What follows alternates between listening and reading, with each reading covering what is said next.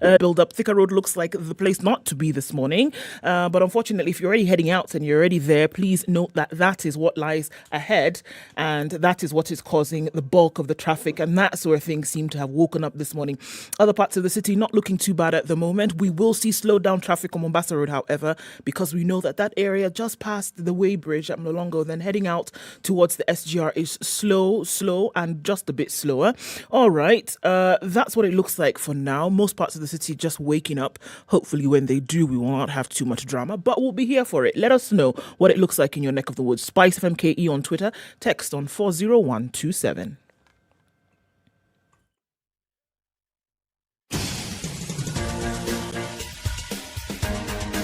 This is The Situation Room, the home of hard-hitting political commentary and penetrating insights about the state of the nation. This is a talk radio experience like no other. The Situation Room, a place for hard truths, debates, and elevated conversations. The Situation Room, witty, political, engaging, deep, controversial. In the room, we have C.T. Muga, researcher, academic, seasoned political observer, a fountain of wisdom in these politically uncertain times. Ndu Oko, Nigerian by birth, Kenyan by choice, communications expert, Pan-Africanist, a truth seeker and believer in people power, and Eric Latif, agent provocateur, the man in the chair, seasoned journalist, news hound, a man who believes in punching up, not down. This is The Situation Room, the only way to start your day. 7 minutes after 6, a very good morning to you. How are you doing? Happy Friday. It's the 12th day of August 2021, and we're already that in the weekend mode. First Friday, second Friday, Saturday, Sunday. Okay. Twende tukisonga. How are you, Ndu? I am fine, thank you. Yes. You have decided? I have decided. There's a song for everything. I keep telling you, my dear. Yes. So sing a My Dear song to City. Are you doing what? Sing a My Dear song to City. There is a song actually by a certain gentleman who comes from Gusii land. Slowly, slowly, my dear. Slowly. Slowly, my dear. Slowly, my dear. It's actually a song. No, it's not. It is. There's a song actually. Not. It is a song, honestly. No. Slowly, my dear. It's a song. It's a lie. And by the way, it was a hit song. It was a hit song. Wow. Okay. City, please sing it again. I'm doing no such thing. It's called Onyoni Sakawa. See?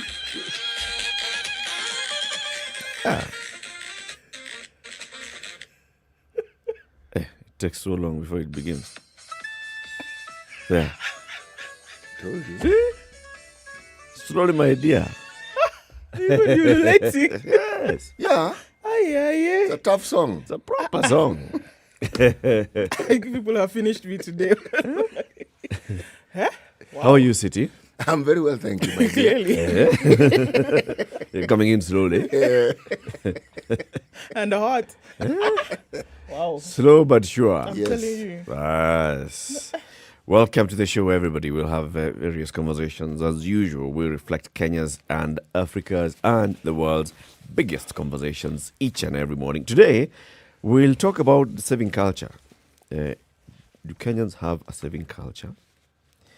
And then how does it manifest? I suspect that what you mean to say that we're going to have a financial discussion on how people can save money, isn't it? Because if you say saving culture, my mind immediately goes to religion. Umeokoka. Okay. Umeona Yesu. I know there's a song like that too. Yes. Yeah. That one I've heard. So that is what we'll be discussing. Do people save? Like as a matter of priority? Or do you save what is left after spending?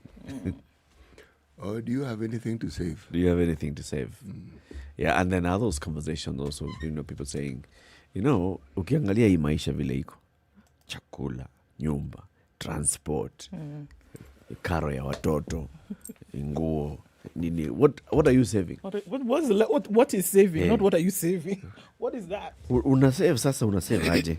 By the way, you will be amazed that there's an entire article that has been written on that very subject in one of our dailies. Very good. You'll tell us about that when you take a look at the papers. I will. Bas. Hiya. Let's start with COVID. What's the latest? You guys. Yes. 1,974 new cases of COVID in the country. It's easily one of the highest numbers ever recorded in the country on a single day. And again, as I say, this is not the true reflection of the numbers. But officially, this is what we're receiving from the Ministry of Health in terms of cases on a daily basis. And so yesterday, that really high number that shook quite a number of people. We're looking at positivity rates that is rapidly climbing. And 14.7% is where it is now. Yesterday was at 14, now at 14.7. That high number of 2,000 people having been recorded on a single day. And now we are looking at COVID-related deaths standing at 4,241 in the country. Definitely in the next wave of COVID. That's where we are today. And just looking at what's happening around the world, the world now is in the third wave. So we are looking at sweeping numbers of increased cases. I spoke to just information that you get from family. I spoke to my sister yesterday who lives in Rome. And remember that Italy was one of the countries that was hardest hit in the first wave of COVID. Yeah. Right? So people are getting their vaccinations right now. But the interesting thing to note is that governments are now insisting on vaccinations because without them, you're not able to do certain things. And everybody is now saying, in Rome and the larger cities around Italy and in other parts of Western Europe, should we get oxygen canisters and just have them in our homes? If you have an oximeter and your oxygen levels are low, getting to the point where hospitals will be full, and we know that oxygen usually is the issue, should we just have these things in our homes? So people are starting to invest in them and just keeping them at home. And the thing is now that you have your vaccination, but they're insisting that you need a pass as from the 6th of August. You need a pass to eat indoors at restaurants and bars. You need to go to the gym. You must have a pass that you have actually been vaccinated. You cannot go to the public pool. You cannot go to cinemas, museums, stadiums, salons, anything without the vaccination pass. That's what's happening around the world. And insisting on vaccinations to keep people safer. And so without this, you cannot go into any public places. Here we are, dawdling. Huduma number. Dawdling. It's with odd. this. That is exactly where my mind went. Yes. I could read your mind. I believe you read it correctly. My mind went to Huduma number. There's a lot of positivity to the Huduma number invention, to its application. There's a lot of good in it. But thinking as a naysayer and thinking of everything related to COVID, if you take the conspiratorial perspective, you will find, without too much pushing, you will find fault and you will find reasons to have something to say to negate what is being said. However, you can't run away from the fact that COVID is real. It doesn't matter what you do. Yes. It doesn't matter what angle you take. It doesn't matter who's going to benefit. It doesn't matter who is profiting. It's real. It's here, and it's unlikely to go away soon. And it is here, and CT even worse, excuse me, it is killing people. In as much as people are getting sick and recovering, it is killing a significant number of people that need not die. That's the painful part for me. That need not die. In a lot of cases, people are not able to know where they are until they are so sick that when they seek medical attention, things are already a little bit too late. You know, and there are many people who actually contract COVID. And how many people do you have reporting, I'm not feeling so well, you know? Yeah. I'm losing a little taste in my mouth, a little this and the other, and they recover. Yes. in many cases, it could very likely be COVID. True. Because not everybody gets sick to the point of going to hospital or to the point where they can't function. Yep. Kemi reported this, and Yes. they were kind of like a rubbish on those claims because nobody really then decided let's put the support behind some of these studies. But they came out and said, look, it is possible that 2/3 of the population has already been exposed to COVID, with the possibility that quite a number of people have had it already, but then maybe had a mild version of it. It's how you sometimes can have chicken pox, but you don't have the actual pox, right? So it's possible that you had it and it passed quickly, and we don't know. You know, all the testing gadgetry that we have, no matter how sensitive or how sophisticated, science tells you that with all these infections, there's a window period. Yes. Now, that window period, you can test all you like. Nothing will come forth. Yeah. But again, it doesn't mean you haven't been infected. See? Tough times, man. It's tough times. Well, it's still encouraging that, 98% or thereabouts is the recovery rate for COVID. It's an encouraging bit of it, but you don't want to be in the 2%. You don't want to be the one who is taking care of somebody who's heading towards the 2% that actually end up dying. And that's why we all need to take care of one another and take care of ourselves. Kenya's biggest conversation takes a break. We are live streaming on SpiceFM KE, YouTube, Facebook, Twitter. Where are you? Those who are in the country and outside the country, say hello. Let's see where you are, and we appreciate you joining in every morning. 17 minutes after 6. We'll be back shortly. This is the Situation Room, the only way to start your day. Spice up your life 24/7 around the world, non-stop. This is Spice FM. The name is NCBA, and the numbers that matter to you matter to us. Get NCBA SME business solutions tailored to your business and start counting the special memories. NCBA Bank. Go for it. NCBA Bank is regulated by the Central Bank of Kenya. Hello. Halo, umesikia? Nimesikia nini? Hujasikia habari? Hebu acha nikuambie. Kile kimetokea. Hello? Hello? Hello?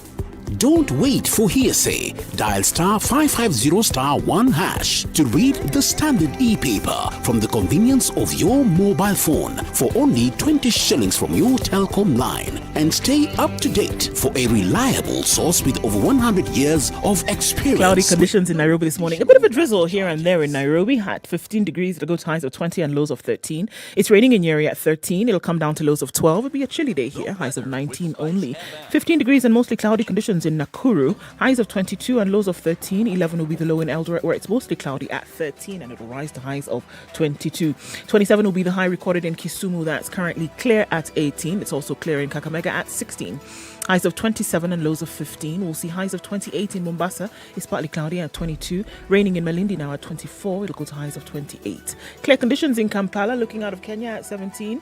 Highs of 26. 29 will be the high in Dar es Salaam, that is mostly clear. Clear conditions at 10 in Johannesburg. Highs of 29 and lows of 9. 21 and lows of 9. Light rain at 24 in Lagos. Highs of 29. 29 will also be the high in Kinshasa. It's currently clear at 23. Looking out into Beijing at 27, rainy. Highs of 29. 30 will be the high in Paris today. It will be a warm day, currently clear at 16. 17 degrees and cloudy in London, highs of 23 and lows of 14. There is an excessive heat warning for New York. It's 25 degrees at the moment, still Wednesday night, and it's raining. Coming into Thursday, we'll see highs of 32 and lows of 25. Classic soul, R&B, smooth jazz, neo soul, and nostalgic ballads. Make some noise. You're listening to Spice FM.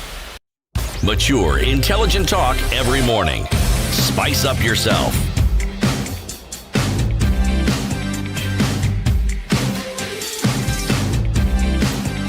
Mornings done right.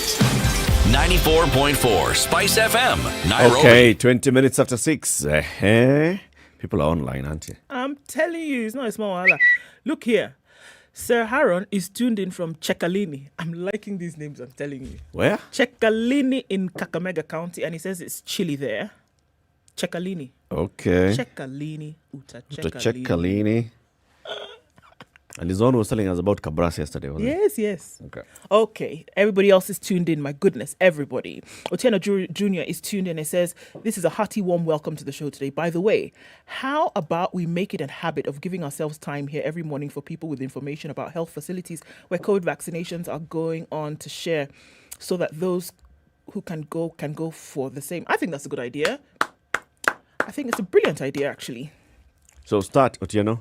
Tell us where you know there's vaccinations taking place. Yes. And other people can, if it's in their area, they can go and get can go there. vaccinated. That's a good idea. Brilliant. Ohene Ken is tuning from Germany this morning. And Awasi Amy Flipped is tuning from there. Prudence Maranaya is tuned in from South Africa. And Prince Atobatele Bamidele is tuned in from Ibadan in Nigeria. Welcome. Prince Atobatele Bamidele. is tuning from. Ibadan. Why are you reading a Nigerian name in French? It's Ibadan. In English, it's Ibadan. In Yoruba, it is Ibadan. A is pronounced with the O sound in some cases. Why don't they just write So why didn't they say Ibodo? Because that's O. Okay. Sawa. Sign. I found another one. So here we go. Moses Gashari tells us that Gashororo Health Center is very disorganized when giving out the COVID vaccine. So I'm guessing you were there, and this is what may have happened. Okay. So Moses tuning from from Juja this morning. Matthew Oliauna is tuned in from Kitale. Good morning, folks, and that's from County 001. Where Rogers Lie is. Nanyuki with Kev Santana. Phil is tuned in from Embakasi and he says it's really cold this morning. Is it? Naizuka Daniel tuned in from Uganda. And Mukami Waembu says the COVID-19 cases in Kenya are now worrying. Yes, my sister, they are. Prudence Maranaya, we saw that already. Diana Mburo tuned in from Kitengela. Wesley Ajega says he's getting us from Nandi County. And he says he's really enjoying the show. Thank you. Caroline Peter is laughing and says that CT song, Slowly, a great traditional song which explains that we go slowly before acting. Okay. Jacob Simiyu is tuned in as well as Isaiah Cabuero. Charity is tuned in from Kisumu. And Kiworo is saying CT is singing and he's laughing. I'm telling you, it's a good thing. You should be doing this thing more often. Ntenziwe Imi is tuned in, as well as Kipsi Maradi Felix. Washira Wilfred is tuned in, and he's saying, now, folks, is it quite true that anyone seeking martyrdom must have a desire to live? Deep this morning. Vincent Omondi is tuned in from Kisumu. And Moses Kashari as well. Edna Krugat tuned in. My goodness, everybody's tuned in. Not able to get to everybody, but we thank you for joining us this morning. Karibuni. Welcome, CT. Today's proverb. A friend is someone who knows a song in your heart and can sing it back to you when you have forgotten the words. Do you see? I'm telling you, the stars are lined up today, CT. Okay. Okay. Sing a friend song. Sing me a friendly song. Would you prefer Song of Freedom?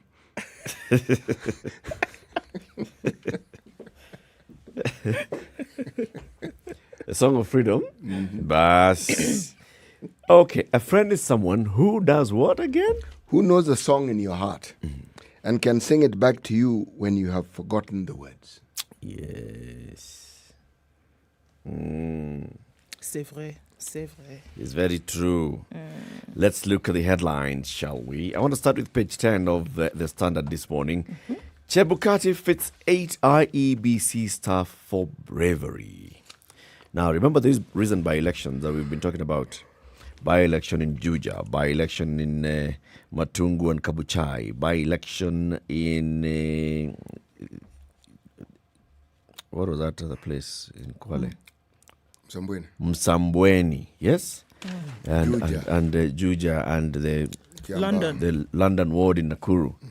So those electoral officials, it appears the IEBC acknowledges that all of them were working under very difficult circumstances, that he was not able to protect them, but they protected themselves, and so now he's awarding them. because 8 staff have been acknowledged for outstanding performance despite being harassed, injured, and bullied by politicians and their supporters in the just concluded by-elections. IEBC chairperson Wafula Chebukati awarded certificates of recognition to the returning and presiding officers for standing their ground to deliver a free, fair, and credible election. Let's start with Juja. Returning Officer Titus Mbithi, Presiding Officers Karo Mweni Kimeu, Nancy Wangari Ndongo, London Ward Returning Officer Gilbert Serem, Mlimaning Polling Station, Presiding Officer David Tor Kipkorir, Msambweni Returning Officer Yusuf Mohammed, Deputy Presiding Officer Mwanajumu Mwarongo and Godfrey Musota, Matungu Constituency Returning Officer John Kirui, Bulonga Primary School Polling Station Presiding Officer Peter Juma Okura, Munami Primary School Polling Station Presiding Officer Maureen Nalia Kalusambu. So he gives a citation, for example, of the Juja by-election. He says, on that May 18th at around 7:30 p.m., there were chaos after 5 men stormed Jomo Kenyatta DEB Primary School Polling Station, where Miss Kimeu was presiding. Karo Mweni Kimeu was the presiding officer. Things turned ugly after she had finished counting the votes, filled the results declaration forms 35A, which was signed by all agents, and other administrative forms, and packed the election materials in the ballot box.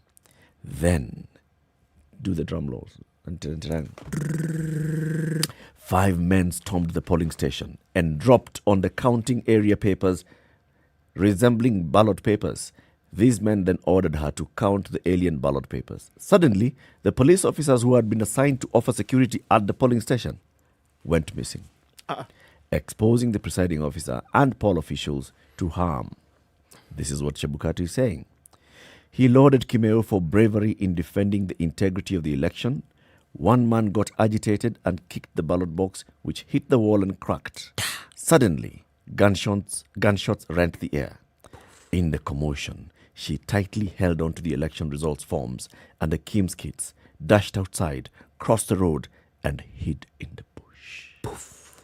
The presiding officer contacted the constituency tallying center, and she was rescued by an IEBC investigator and driven to the tallying center.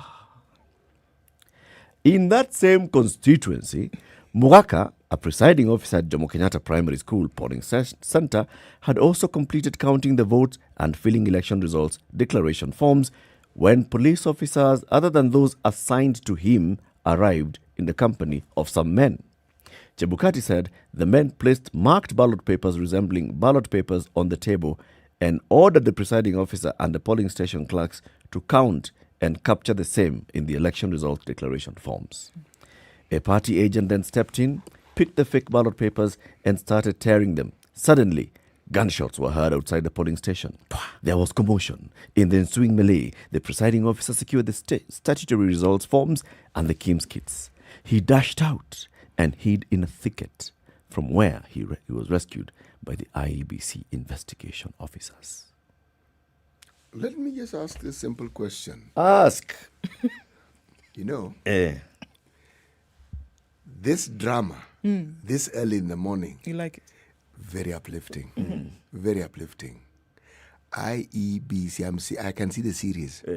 IEBC Netflix. Season 1. Under siege. Under siege. Yes, I can actually see it. You know how sometimes in the course of a movie, you actually begin with the end and then you walk backwards. flashback, they take you. 48 days earlier. Yes. Award ceremony. And then you're taken to The thicket. And the thicket. Hello. Kujeni. What I've also found interesting is that it appears that these polling stations are chosen strategically to also have bushes around them. It's a security feature. It's a security feature. Yes. And there's some training. In the event, you know the way they say, in case of fire, break glass. This one. Is find a thicket. In case fake police persons with fake ballot papers appear. But it is commendable. And I think just the idea that there's recognition for the work that they did, it's a step in the right direction. However, what I don't hear is any report. For example, this is when we're hearing this. Yes. Soon after, remember even in Juja, they stopped the entire process. Yes, they did. Chebukati himself had to make a statement. But after that, have we heard anything? Have we heard like Chebukati pushing for action to be taken? No. For example, why would police officers who've been assigned to guard a polling station disappear? Is that not abandoning the people that they're supposed to be guarding and the process and the material? Why would other police officers arrive in the company of some other people? Actually, in the absence of the police officers already, that process seems compromised, if you ask me. And they disappear. And when they say arrived in the company of police, how do we know they were police officers? Just because somebody is in the uniform of the police doesn't mean they're necessarily police officers. Yeah. Action needs to be taken, and we've talked about this many times. In Kabuchai and all these places, even in Juja, when these things happen, and all we're doing is, hey, lakini hey, pole, we, uliteseka, Bad. shika hii trophy, Pole sana. shika hii trophy na kabahasha kidogo. But you know what this points out, in my view, is that in all honesty, these IEBC officials actually need a lot more protection than they already provided for. Because what seems clear, this trend of them being the focus of either verbal attacks Or physical. or intimidation or threats. Yes. It's not lessening. If what we've seen in the by-elections is anything to go by, they're likely to increase rather than to decrease. Yes. The call here should be, as we have all these things, yes, let's acknowledge and recognize these officers for what they did. But let's also acknowledge and recognize that this is election tampering. It is. And unless we take care of that, unless we actually address that, and IEBC comes out strongly and says, there's a line you don't cross. Here you cross that line, we cancel the entire process. Go back to the polling, to balloting. There has to be a line drawn. 28 minutes to 7 o'clock. Kenya's biggest conversation continues. Let's take this quick break, see how the roads are, and then we look at more headlines.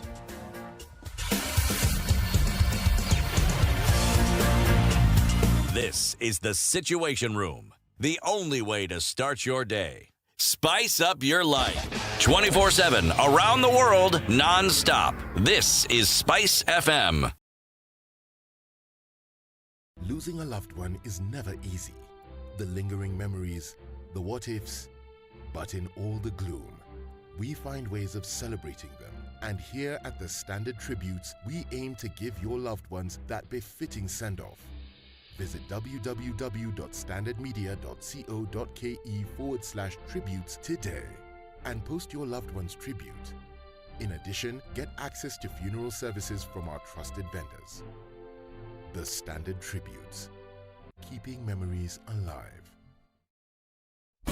Classic soul, R&B, smooth jazz, neo soul, and nostalgic ballads. Okay, so let's look at Jogo Road, where it's building up all the way through to the roundabout at the City Stadium. It's not too terrible at the moment there. Where we are seeing an issue is Thika Road, where that terrible accident took place this morning, right around Roasters, where a number of vehicles were involved.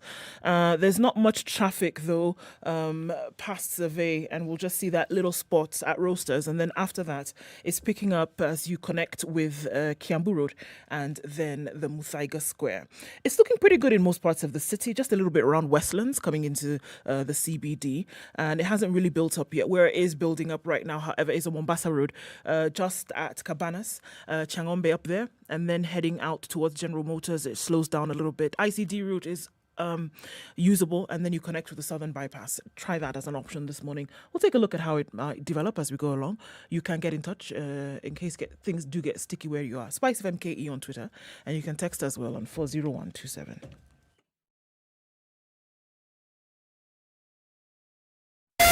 Spice FM, Malindi.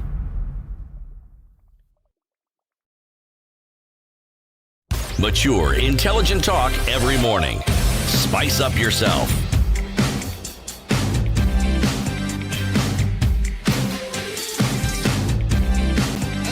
Mornings done right. 94. Okay, unions and varsities, education and other things. It would appear as though a new union has been formed.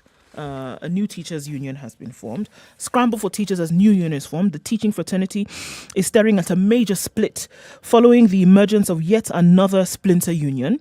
The National Education Union comes after months of turmoil that saw many leave the once giant Kenya National Union of Teachers. It comes shortly after a tumultuous leadership change in KNUT and the signing of a controversial non-monetary CBA with the TSC. Former KNUT Secretary General Wilson Sossion has denied having a hand in the formation of the National Education Union. He says, no, not me. I'm not involved in this. There is a major breakaway from tradition where unions have tended to target membership from only one category of teachers. KNUT draws the bulk of its members from primary school teachers, whereas the Kenya Union of Post-Primary Education Teachers is predominantly a union for secondary school teachers. Teachers working in special needs schools are catered for by the Kenya Union of Special Needs Education Teachers, KUSNET. These three unions have signed recognition agreements with the TSC. Other recently formed unions include the Kenya Union of Pre-Primary Education Teachers, KUNOPET, which draws its membership from the pre-primary teachers, and the Kenya Union of Technical and Vocational Education Training, KUTVET. How many can you have? So there's KUTVET, There's KUNOPET, KUPET, KUSNET. KNUT. Yes. And according to Mr. Wilson Sossion, teachers are rebelling. Splinters are formed to fill vacuums. I left KNUT and shouldn't be associated with activities within the teaching service. So there seems to be, a little bit of push and pull here. And it would seem as though those not happy with what the unions had offered previously have done what? Formed their own. So NAT used to have 180,000 odd members. Mm-hmm. They've reduced to how many? 15,000. 15,000. Yes. KUPET has 140,000. So there's some odd 150,000 teachers who are not in a union. Yes. Fertile grounds. For a new union. Yes. Yep. And it seems that is exactly what has happened. But you know what this means? TSC is going to have a field day. Because if there was just one mammoth union or two huge unions, then TSC have their work cut out for them. Yes. This is true. But now, so long as there are all these splinters, Collins Oyu, however, who is the new SG of KNUT, says, this union has no... According to him, it's more in the realm of wishful thinking. he said the new union will have no impact on their membership. Well, this is another wait and see situation, my friend. If you go back into history, as Eric is suggesting, and you look at what Nat said then with regards to when KUPET was formed, who would have known it would be such a powerful body? Dismissed with the contempt they deserved. But you don't expect NAT Secretary General to say anything else. Like, oh my God. Of course not. You don't expect him to say, my goodness, we're really rattled to the bone. Pana. Business Daily. Rich Kenyans put 1 billion daily in fixed accounts. Sheesh. Saving culture. Where? Saving culture. Yes. Deposit growth shows the wealthy and companies are protecting their fortunes instead of eyeing new investment areas. Wealthy Kenyans and companies banked 1.03 billion daily in fixed bank deposits last month in search of safety for their investment amid the gradual recovery of the economy from COVID-19 hardships. Fixed deposit, $1 billion. Yes, every day. Yes, as of July this year, fixed deposits amounted to 1.598 trillion. Wow. Nice. You know what? No, tell me what. These rich Kenyans that are making these deposits, when you hear that statement, you would think that there are very many of them. But the truth of the matter is that they're on a very minute percentage of people in this country who are able to do that. True. And you'll find that the number, you probably will be able to count them on your fingers and toes. If that. You think so? Yeah. Maybe it's just accumulation of the people who save. How many Kenyans are in rich commercial Kenyans? banks and a fixed deposit? Also, there's a issue of financial literacy. So it doesn't necessarily mean that these are the only Kenyans who are saving. No, it just means that those who know and have access to banks are putting the money in fixed deposits. Yes, and many of them are corporations and the high net worth individuals. And then, so what are the other people doing? Where are they saving? If they Because there's other group of Kenyans who may be saving, or maybe could be mattress, it could be the piggy bank, Table could be on Mshwari, right? Because Mshwari is also like a saving platform. There's what Safaricom have introduced. What's it called? I think where there's a some fixed way of saving on Mshwari. Yes, and remember, Safaricom is not a bank. So the banks or the bank that they associate with is where your money is actually nestled. Where the money so goes to NCBA. If you have an account with Safaricom, you actually have an account with that particular bank.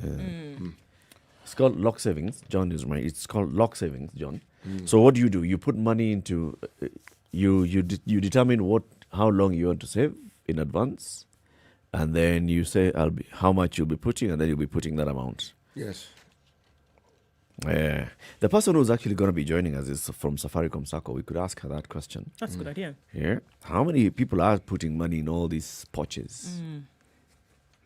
Meanwhile, Kisumu is sinking under garbage. On a bright mid-morning, Benta Jaoko struggles to flap away houseflies from her grocery stall at Kojuang in Nyalenda Estate, Kisumu. 5 meters away is a heap of solid waste, which sometimes spreads near her stall as animals and street children scavenge. This has been her tribulation for the past 4 years, despite the fact that, despite the place not being gazetted as a waste skip. To reduce the heap to manageable levels, Jaoko once in a while sets fire to the waste. Burning them is not the best option, since it is a mixture of solid and liquid waste, which sometimes fails to burn.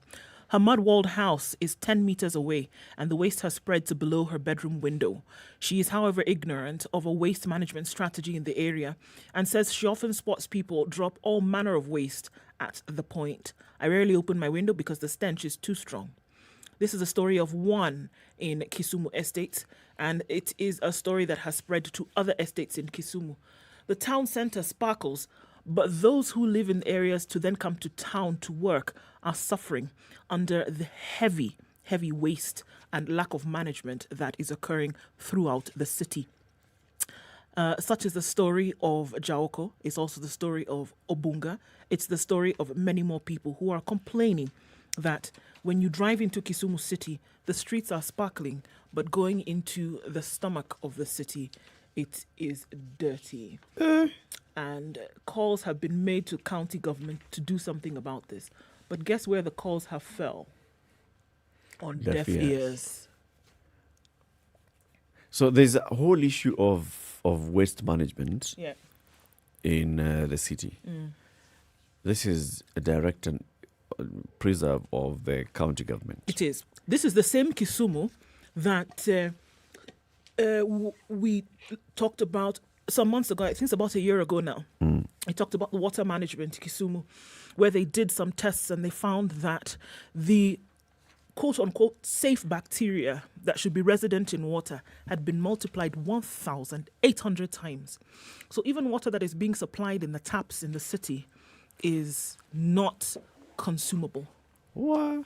It's not a good state. And again, county government has been told about this over and over and over again, but it's still an issue. You know, there's this issue of the safety of drinking water. It didn't begin yesterday. No. There was a KANU activist and a politician in this great city of Nairobi who many, many years ago was accused of actually supplying the city council with chalk. Instead of? Chlorine. Oh, good Lord. For treatment of water. Chalk. So. Let's not forget. Let's not forget. It's 7:15. Time for us to take another quick break. Are you reading the papers with us? If you are, you should. If you have a telecom line, dial star 550 star 1 hash and you get the Standard e-paper on a daily basis at 20 bob. For the Nairobi, and it's star 550 star 2 hash. And for daily newspaper pullouts, it's star 550 star 3 hash.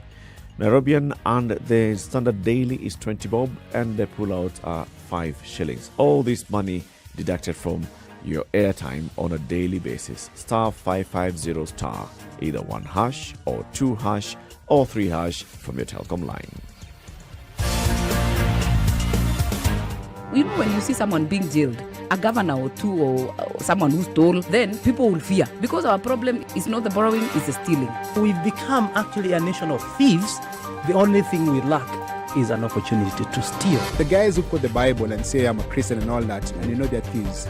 Return what you have stolen 4 times. If you know that you have property or anything that you have stolen, just return and say, my God does not allow me to hold stolen things. We are also a reflection of you, because you elect us. You know, we don't get into our office by ourselves. We are a reflection of the people who elect us. We don't want to go to the streets. We have a constitution that enables us to assert our will.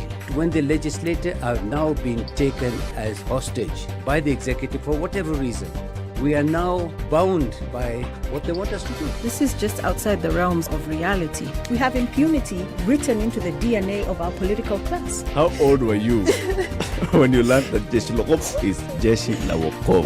I can't say it very well. No, Muthui is Lokop. And everyone knows. Okay. This is the Situation Room, the only way to start your day. Mature, intelligent talk every morning. Spice up yourself.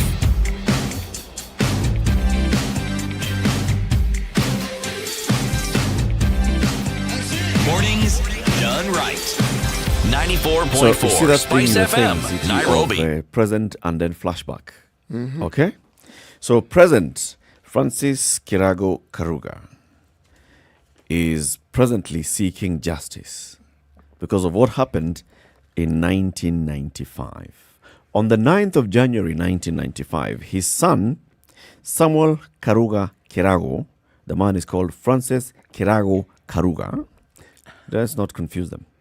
Mr. Karuga Kirago was arrested on the evening of the 9th of January 1995. He was accused by his employer, where he worked as a farmhand somewhere in Narumoru, of having broken into the home and stealing from them. They reported him. Police came from Narumoru police station and arrested him, took him to the Narumoru police station. While there, he was beaten thoroughly during interrogation. The following day, the officers took the man to Narumoru Health Center for treatment. The doctor in charge recommended that he be taken to Nyeri Provincial General Hospital for further treatment, but the police did not take him to the Nyeri Provincial General Hospital. They returned him to the cells. He was released at 3 p.m. the next day. So we started with January 9th, arrested. 10th, taken to health center. 11th, 3 p.m., released. Mr. Kirago Karuga says that his son, Karuga Kirago, went to his home, his house at the employer's home. He was then found dead on the 18th of January, 1995, in that home. Remember, he was released on the 11th. Mm-hmm. His body was found on the 18th.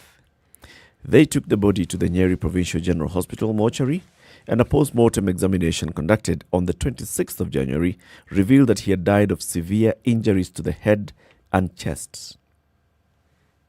An inquest was opened.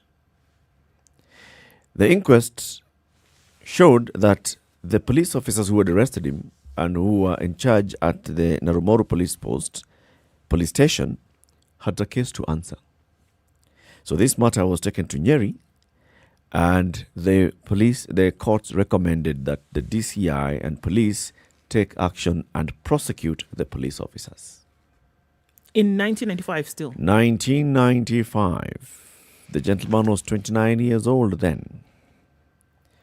Since then, Mr. Kirago Karuga has been seeking justice for his son, Karuga Kirago. To date, nobody has ever been prosecuted for this. In fact, that particular file recommending prosecution, disappeared. Not to be seen then. Mr. Karuga has written many letters requesting that this action be taken. In a 2003 letter, the Nyeri Chief Magistrate at the time, Kaburu Baoni, told Mr. Kirago that the court had asked the DCI to take appropriate action even without the file. This is what the magistrate had written. I refer to your letters requesting for proceedings and apologize for not responding earlier. We have looked for the file in question for a long time. To date, we have not been able to trace it. However, records in our registry show that the court recommended that one Corporal Mogo, PC Wasike, and PC Muthui be charged with murder. We have communicated this information to the DCI, and even in the absence of the file, they should be able to take appropriate action. 11 years later, no action has been taken.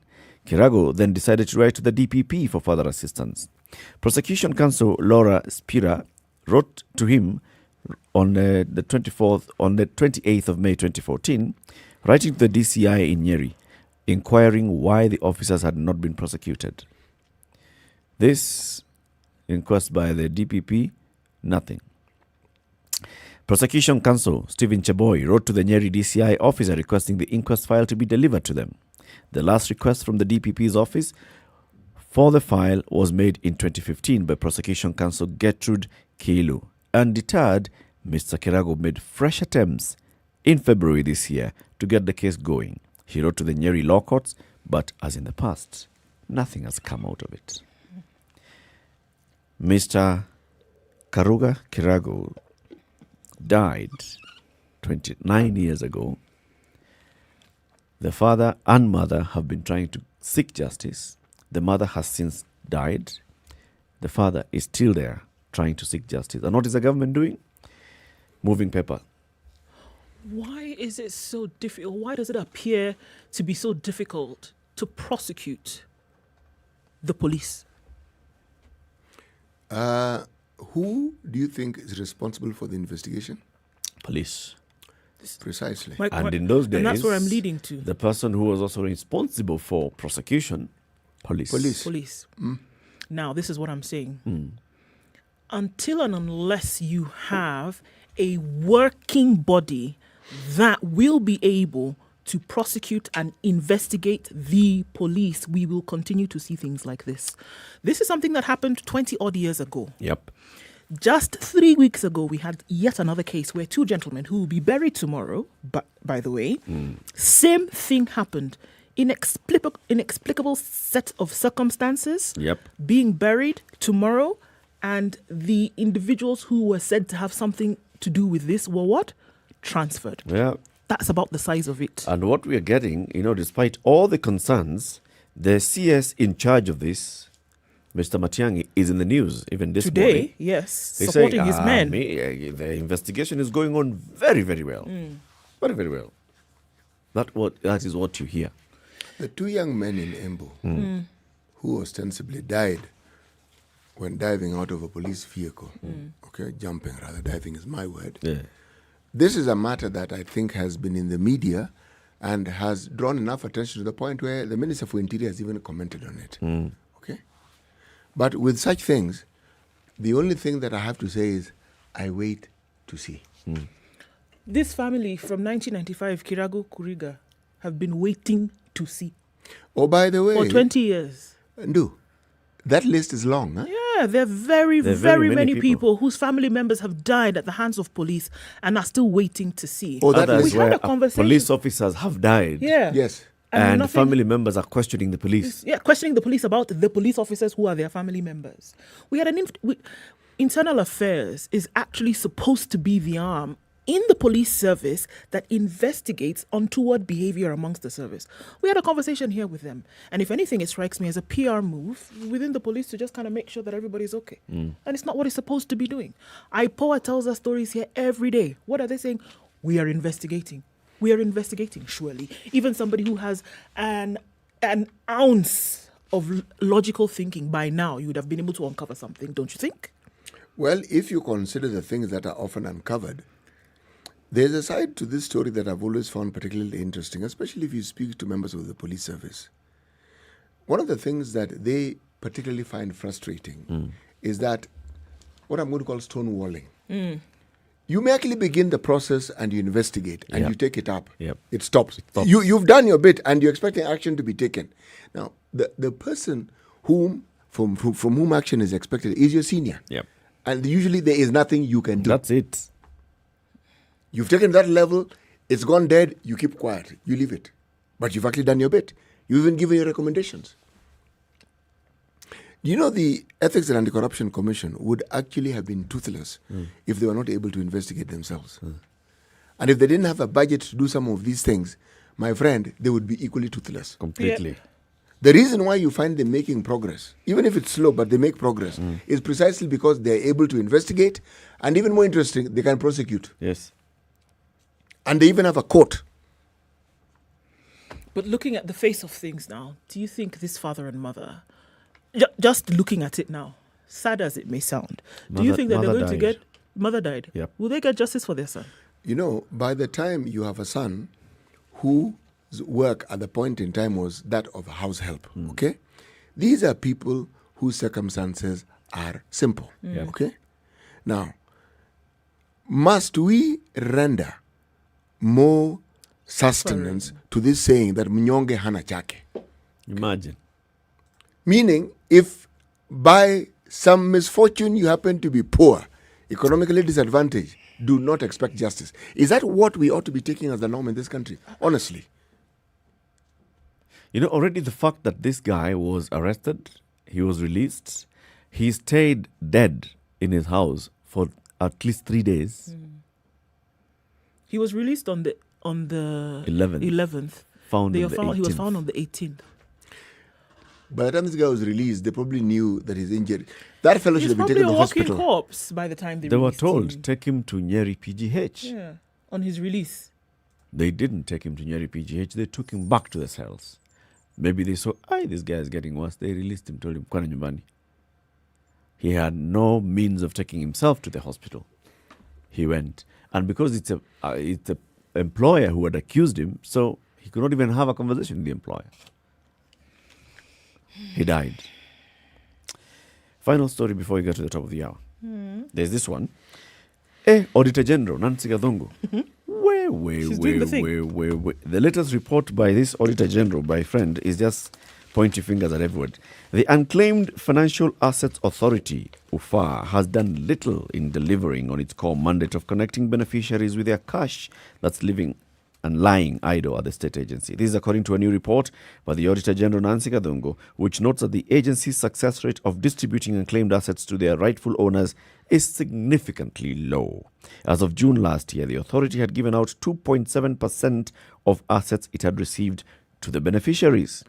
But UFA, in responding to queries by the Auditor General, cited restrictive legal framework that it said has held it back in dispensing its mandate. We had a conversation with the UFA here. boss here, and yes, he mentioned this. You know, there's a procedure. Before I even announce to you, I've got to go through a certain process. And I think also because you don't have much money, then because the whole issue of people knowing that you have some assets that are unclaimed, either you're an administrator of the estate of somebody who died, the only way to know that is if UFA actually makes it very public. We are holding assets. Check whether your assets are here. Claim. If people don't do that, if people don't know that this is what UFA is doing, people will not check. If they don't check, they will not claim. But you know, behind these stories, there's one element, among others. Someone dies, the family has no clue what they own. Yes. None whatsoever. They have no clue whether he has bank accounts and how many there are, what's in those bank accounts. Again, when you have a quiet private conversation with bankers, they will tell you that the number of times they wish they could tell the family when they come to the bank, but they can't. They can't. They know this person's having a problem. They even know how much the dead relative has or the father, but they can't tell you. Law again. Yes. And also it goes back to our society, by the way, in terms of who do you talk to, how much information do you reveal to, who do you, if you just died suddenly, who knows your information? Yeah.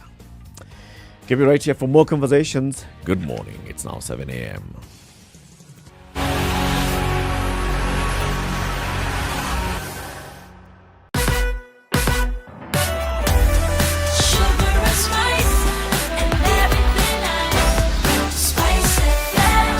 up your life.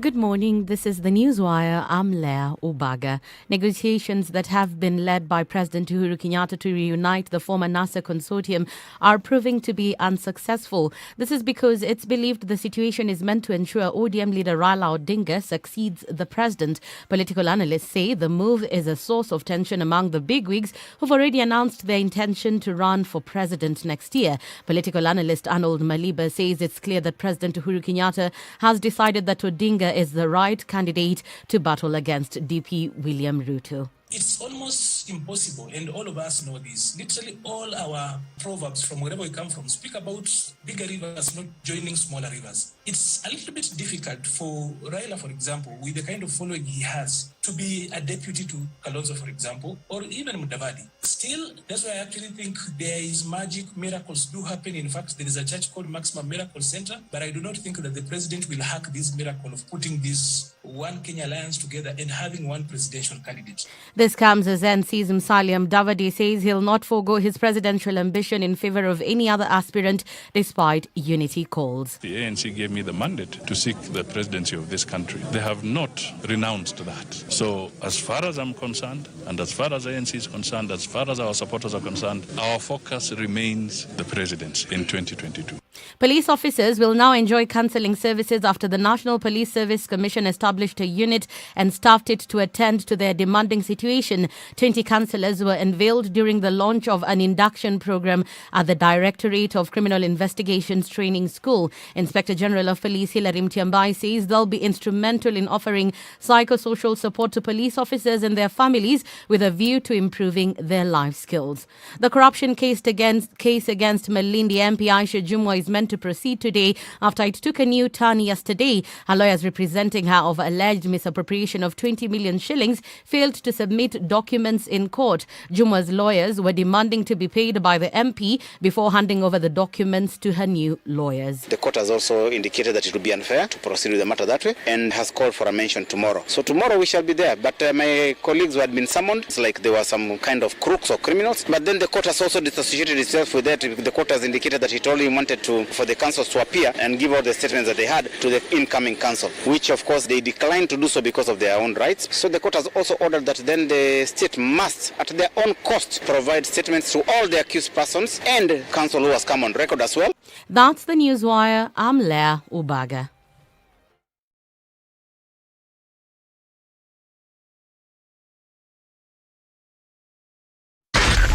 SpiceFM, Nakuru. Okay, so it's building up on Jogoro this morning, getting into the CBDs, very slow, right around the Makadara train station. Langata Road, as is usual fashion this morning, has already started to pick up, and we're looking at it going towards the roundabout at T-Mall. That situation on Thika Road looking much better now. I don't think that has been cleared up. However, there is now heavy traffic between Survey and Muthui. So that continues. Kiambu Road also quite some. So Ngara, that whole area is already starting to thump, and we'll look at it in a bit to see how it has built up. But around the city, not too badly off. Mombasa Road, we're going to see that situation between the SGR and then out towards Cabanas and then General Motors, where the new bridge is being constructed. So keep up for those. Keep a lookout for this. Coming out of Westlands as well. Remember, Muthui Road is the way to go, and it's already building up now.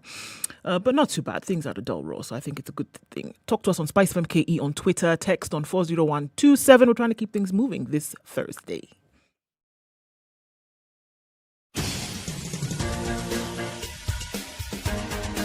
This is The Situation Room, the home of hard-hitting political commentary and penetrating insights about the state of the nation. This is a talk radio experience like no other. The Situation Room, a place for hard truths, debates, and elevated conversations. The Situation Room, witty, political, engaging, deep, controversial. In the room, we have C.T. Muga, researcher, academic, seasoned political observer, a fountain of wisdom in these politically uncertain times. Ndu Oko, Nigerian by birth, Kenyan by choice, communications expert, Pan-Africanist, a truth seeker and believer in people power, and Eric Latif, agent provocateur, the man in the chair, seasoned journalist, news hound, a man who believes in punching up, not down.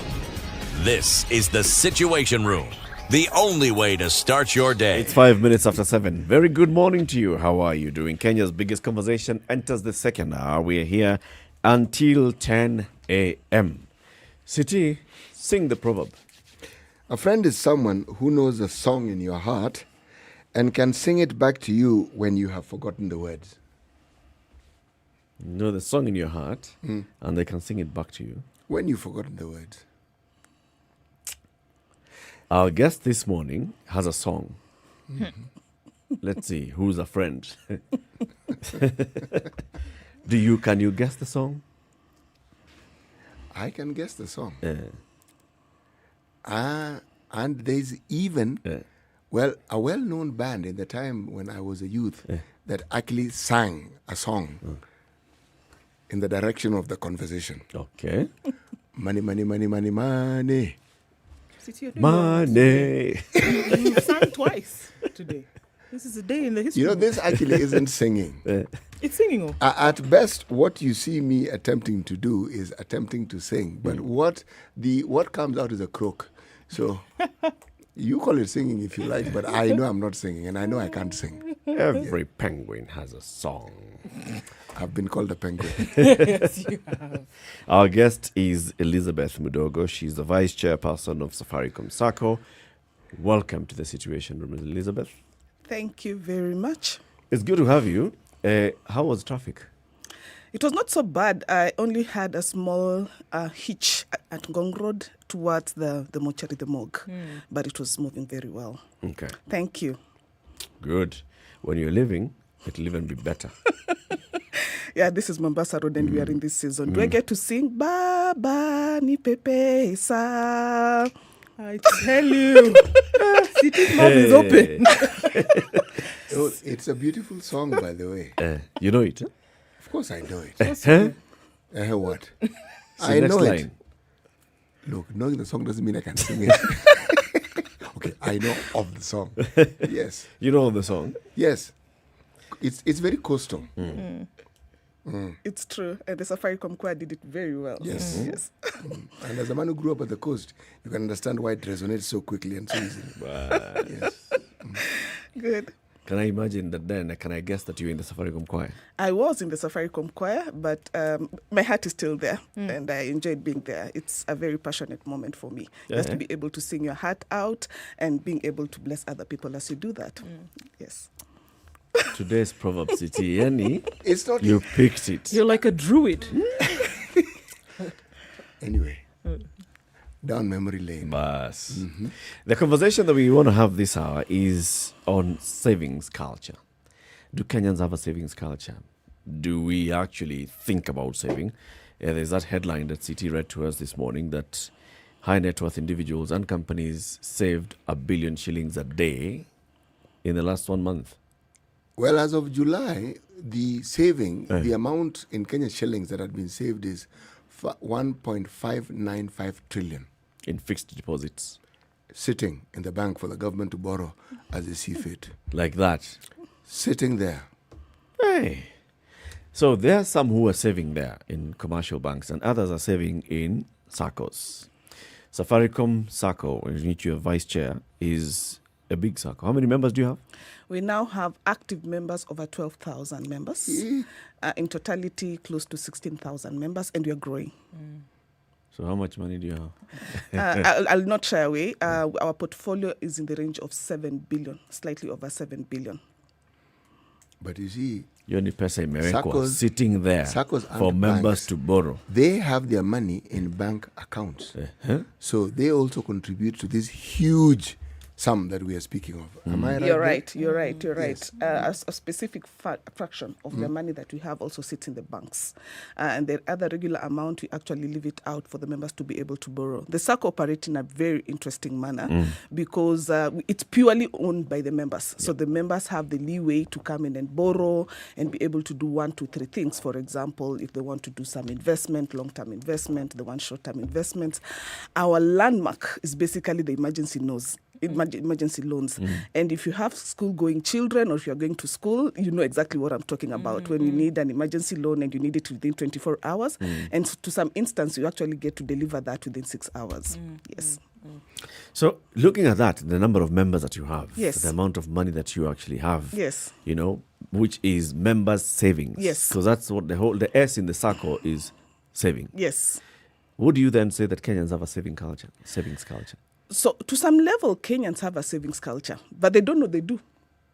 I'll give you a typical example, Latif. As we go along the way, and we had a chat, as we go along the way, I meet some people who are walking and they're talking. Yes, they are. And at the back of the mind, we have the chamas, you have the table banking. I don't know if you know about the table banking, where you have the merry-go-round and stuff, where you put aside an intentional amount of money. So do we have a culture? Yes, we do. Is it aggressive? No, not yet. And we need to get to a level, what the Sacco is trying to do, we need to get to a level where it's intentional. You actually create the discipline and the culture to be able to put something aside. As the saying goes, happiness that is retained to be used later is actually more fulfilling and it brings more value. So that's the culture that you want to be able to bring in, where you can be able to save a little, kidogo hujaza. Kibaba. Very good. So that's where we are right now. So, but you say it's not aggressive. Yes. How would you then be able to measure that now? If somebody's taking a little bit of something every month, 3,000, 5,000 shillings, and saving it on a monthly, and we have a lot of people who go much higher than that. Yes. So then, how would you be able to say that from where it is now till the point where it is aggressive? How would we know and say yes, people have an aggressive saving culture in this country and are ready to keep something aside for a rainy day? So Ndi will start with the facts. The facts are, today in the Kenyan economy, around 13% of the culture get to save, which is slightly lower than the African standard. The African standard is around 17%. You have countries like Tanzania coming up very fast, they're at around 20%. When you look at the statistics, the Kenyan population in the rural area get around 3,500 shillings per month. In the urban area, believe it or not, the average is around 5,500 thereabout. So to That's that our extent, average income. Average income per month. So to that extent, there's that aggressiveness. What I mean by aggressiveness, which is intentional, where you put aside a specific percentage. When I was coming through, I was reading through some content that say the saving has never been a respecter of what you earn. Irrespective of what you earn, you need to instill that discipline of putting aside something small. As you were growing up, we used to have a tin. It was actually a milk tin, where whatever you do, there's some money that goes in there. Yeah. And then at the end of the day, on a certain Saturday when you have to eat chapati, then you go and pick that amount of money and you're able to do it. And when you look at it also in the Kenyan situation, even for the children, we have the piggy banks. I don't know if you remember the piggy banks, where you actually have to incentivize the children to be able to put something small. So what I mean by aggressiveness, it has to be intentional, where you actually have to put in the discipline, you put aside a specific amount of money. In the Sacco that we are in today, you actually authorize your company, because we've now opened out to even to the bonds, where you go out to your HR and you request them to put a specific amount of money every month, and you make that savings intentional. It's actually an intentional activity. Yes. So go ahead. Go ahead. Okay. So COVID came along. Yes. Did you and kind of turn things upside down completely? Yes. Did you see? Because from what we have heard of the Safaricom Sacco and how you've been able to do things over the last few years, did it then show, which showed for many other people in society, did it then show that people actually did not have anything put aside for a rainy day? Did you find more people coming to borrow because of a depressed state of the economy? Did you find more people coming to borrow? And then did it show that people actually didn't save? So actually, the Safaricom Sacco, we are open and we listen. We actually, all the propositions that we do, every activity that we do is insight-led. We listen to our members and the members guide us on what we need to be able to do. The COVID situation has been a very tricky one. However, the Saccos have ballooned in this COVID situation. Reason being, there's that discipline for those who had already started to make a savings every month, which is dedicated. The good thing is we actually don't penalize you per se if you don't get to save, but it's always good for you to be able to create that culture. Sure. So what happened during the COVID season, we actually saw more people actually coming in to be able to probably pick what they had actually put in there. And to that extent, we actually came up with a product within the Safaricom Sacco called the Pamoja loan product. What it basically was doing, we're actually getting together with our members, walking the journey with them. Specifically for the small businesses who are heavily, affected, we gave them a proposition that even had a lower interest rate. We were giving them at 8%, which is very reasonable. And they were to repay in a period of 6 months. Just to let you know, we have actually extended it from the 20th anniversary. We had the 20th anniversary on 30th. We even extended it to 12 months, where our members can still come in, enjoy the benefits, have the loan propositions given to them at a very flexible rate. So basically what we're talking about here is those who can see the benefits of saving. Yes. Find ways of saving. Yes. And find platforms on which to save. Yes. But then have Saccos, for example, yours and the others, have they taken up the initiative to spread the gospel of saving, to inculcate that culture of what you're calling aggressiveness in saving? Yes, we have. The Safaricom Sacco, what we've done, I've just given you a typical example of the piggy bank. So we already have also in creating the culture from, very young ages. So we already have a children account where we actually entertain our members to also come in and bring their younger ones at a very interesting rate. The other thing that we do, we hold monthly sessions, training sessions to our members and even, any person in the diaspora who's able to come in. And then came COVID, which also sparked another thing where we went digital and everything was 100% digital. Safaricom Sacco operates 100% digital. You operate from home. So what we have monthly sessions where we train our members on what they need to do, personal loan management, personal finance management, how to do the investment decisions, what opportunities there are. And we have another one that's coming up on the 29th of this month where we actually post the link on our every touch point that we have within the Safaricom Sacco. And the other bit that we also have Safaricom Sacco champions who are basically members who step up to be able to share knowledge with our members on how they can better improve on their financial position. Is the membership only open to employees of Safaricom? I knew that would come. Okay, so which means you prepared the response. So it was started off by the Safaricom staff, a small group of the Safaricom staff who came up to be able to manage their investment angle and this financial stability and having the culture of savings. We have since opened it up. We've opened it up to other organizations. We've opened it up to the public so the public can come in and they can be able to enjoy the services that randomly would not be available for the unbanked. As you well know, majority of the Kenyans are unbanked. The other beautiful bit, Safaricom Sacco also comes in with a mobile element where you can be able to take loans and still be able to save and still be able to access what every other member would access using a mobile device. So it's open and you're welcome to join. When you talk about this saving story and the culture, yes, I wonder where the disconnect seems to be. Yes. Because on the one hand, we keep talking every day of very many Kenyans who are unbanked. Yes. We also talk about Kenya being one of the leading countries in the cooperative movement. We talk about Kenyans having grown up with, being taught about savings and even government entities that were promoting savings. I remember when I was growing up in the 80s, there was I was a radio person. I used to listen to KBC, the only radio then. And there's a program that used to be sponsored by Kenya Post Office Savings Bank. Yes. And it would always say, Kula Tano, Weka Tano. So you see, already that conversation was happening even then. Even UCT, in your younger days, there was a whole conversation about savings. So how can we be saying that in 2021, we have an unbanked population? We have a population that we cannot really talk about, the number of people who are aggressively saving, like you're saying, the percentage that people decide this is how much I'm going to save automatically. Where is the missing link?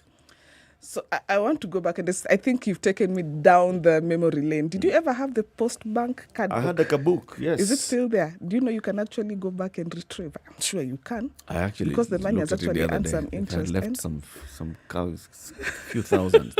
Does that bank still exist? It does. Yes. It does. Is it it does alive? exist. It is. Does it Post have bank money? is still, I'm not sure. The money you left there is still there. I'm not sure. So, and you're actually right and you're spot on. The situation that we are in today, specifically the young people whom we are also targeting, there's a gap between what I'm earning today and what I can be able to put aside. So the tendency and the culture that we have today, which is something that we have to overcome, I tend to spend more. We are a spending culture, if I was to put it in that way. So if you are to put something aside, the impetus for us to be able to spend, it actually overrides what I need to put on the side. It only requires discipline and the sacrifice to be able to put something aside today, pleasure that is, you actually are not enjoying Delayed it right now, gratification. and you delay it for a later stage, and it will be able to give you the value. Elizabeth, So, yes. the discussion about opportunity cost Yes. is a good economic discussion. Yes. But the reality of many Kenyans, many African Kenyans, is that, yes, they may even want to save, Yes. but the demands on whatever you have presents itself as a real challenge to this desire that you have to change, to save. So it's not as though someone may not want to save. Yes. But it's just that the things that require that very, very same money are as real as the saving that you may want. And so there is the issue of balancing it. So when you talk to your members, I'm sure there are many members of your Sacco who find themselves in that same position. And it's irrespective of how much you earn. Yes. Let me bring it closer home, City. Most organizations would actually, on a yearly basis, have an increment. You'll actually have a salary increment. What happens in the Kenyan situation when you have a salary increment? You remember. You're just you upwards. remember. And all of a sudden, you get overwhelmed by all these other things that come through. And that happens to everyone. When there's some money that comes along your way, it is that discipline that you have to create. There's an increment that I have, and make a deliberate decision to have a specific percentage put aside. The issues will always be there. And in economic terms, the resources are always not plenty. So you always have to work through and look at the opportunity cost of being able to put aside something small whenever you bump into something that is substantial, and you can have that lifestyle entrenched in you and also be able to pass the knowledge to the younger ones. And then you go back to weka tano, kula tano, and you have that culture inculcated as we grow up. Culture, I think that is the word, and it's a difficult thing, just like you've said. So Yes. very many people, for example, took a pay cut because of COVID, because organization tells pay cut. People adjusted Yes. to live for a year or so within the reduced income. Yes. And then, okay, now organization, we understand, so let's bring the salary back. Are people treating that as an extra? Or are people going back to, hey, you see now, but Now I can do this, that, there's or the those other 12 thing. months. This is how I used to live. Now, in fact, I need to go back to my life. Even me, I'm going back to my life. It's a culture thing. How do we actually move away from that? Because just like you said, if I get you used to receiving 10 shillings every month, Yes. you will live at that level. On that level of 10 Yes. shillings. Yes. The day I give you 9 bob, you'll complain and then you'll adjust to 9 bob. I bring you back to 10 bob, you will consume the entire 10 bob. I add to 11, you will consume 11. It'll not be at now I have an extra. Let me live on 10 and to save the one. You know, Eric, the real, should we say, conundrum here is something called inflation. Okay? Because employers have something they call a cost of living adjustment, which they make. Okay? And some do, many don't. So even if you're earning the same amount of money, let's leave the discussion of COVID aside. Still, you will find that that amount of money simply doesn't add up. Now, there are those who are disciplined and they even save. Now, this is where COVID comes in. I know of many people who save in Saccos, knowing full well that I have these commitments. So at the beginning of every year, they will take a loan that will pay the fees these recurrent expenses that they have, it pays it off. Yes.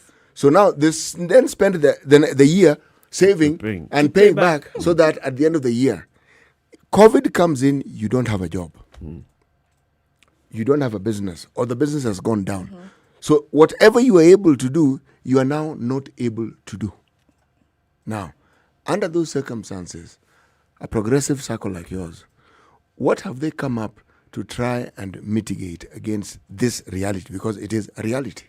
It is here. The good thing is it's coming a little bit earlier than when you were expecting. So I would actually call it retiring mentality has coming a little bit earlier in terms of how do you use what you've actually saved. And I think when you mentioned at that particular point, I'll probably give you a tendency on what we are seeing within our Sacco. So there's this one group that was purely affected, and they come back and they restructure the loan or the savings pattern. So they want to be able to probably reduce a little bit more. They want to be given some more time to be able to make the payment.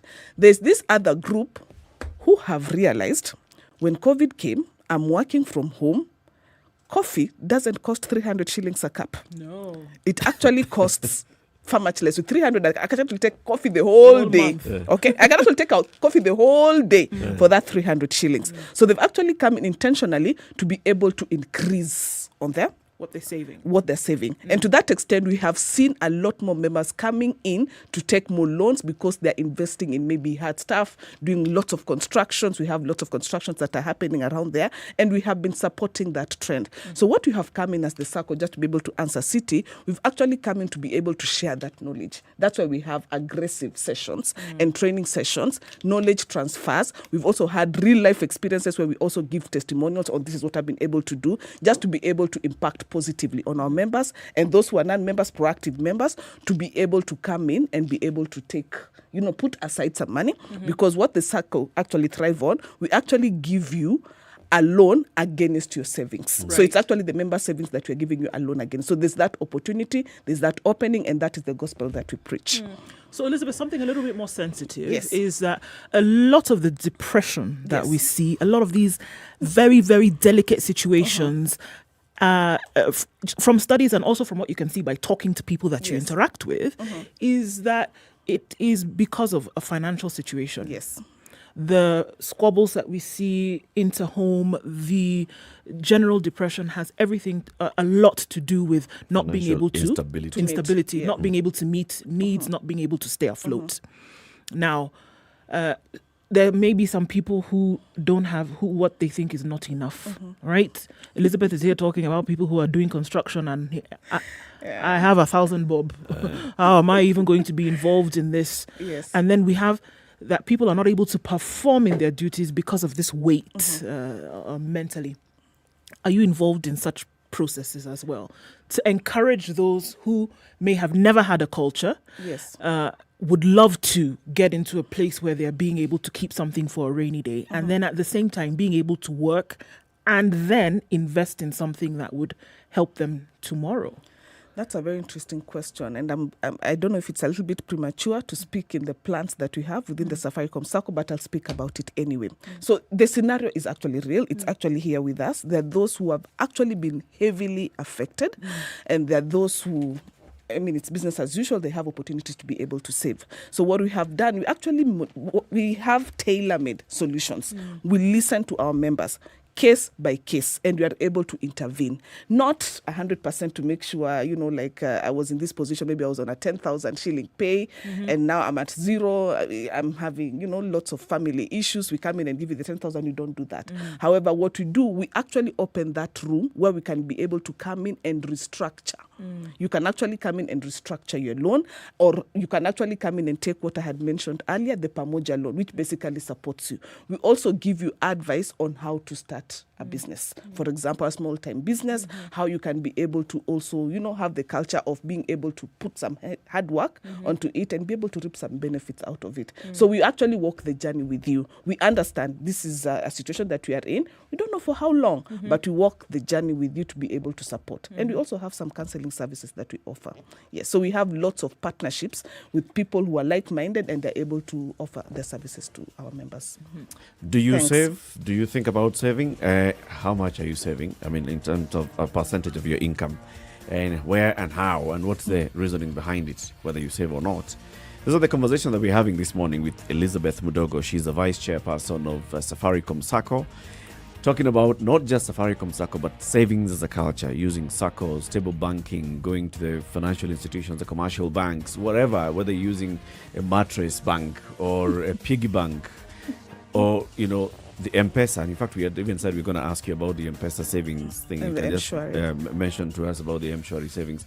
Wherever you're saving, what is that you do? And do we have that culture? Can we actually get to a point where we say, well, confidently, yeah, Kenyans think about saving more than they think about spending, or as they think about spending? Whatever you're talking about, it's about numbers. What numbers matter to you? The numbers that matter are those that also matter to NCBA Bank, and they would like you to know that if you have anything to think about numbers, go talk to them. They'll sort you out, because NCBA is all about numbers that matter to you. Go for it. It's 7:30. Let's take a break, take a look at traffic and the weather, and then we continue the conversation with Elizabeth shortly. Good morning.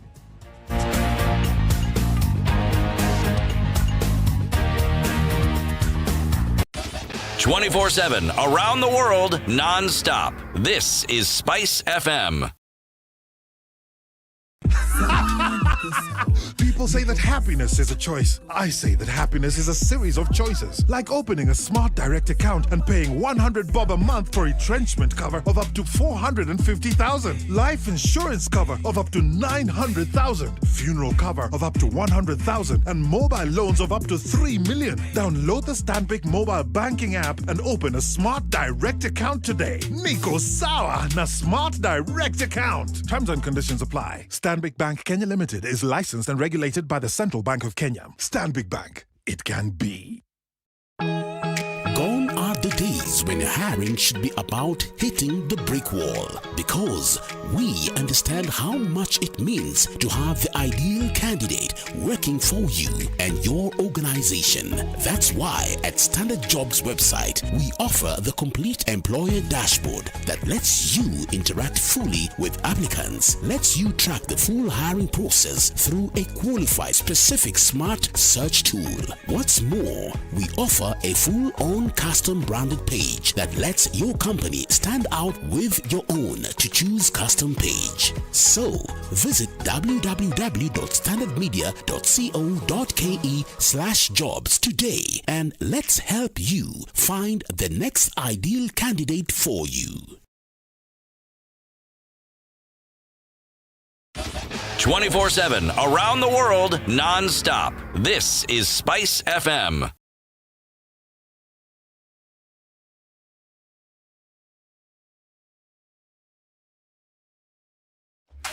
The drizzle continues in parts of Nairobi at 14, highs of 20 and lows of 13 today. 12 will be the low in Nyeri, where it's raining at 13. It'll go to highs of 19.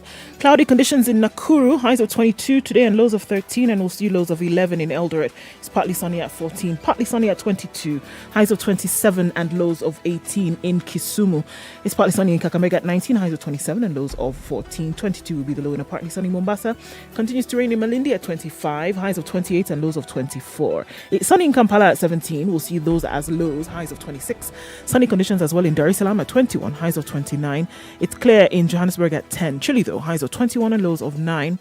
And it's raining in Lagos at 25, highs of 29 and lows of 25. And Kinshasa is mostly cloudy at 22.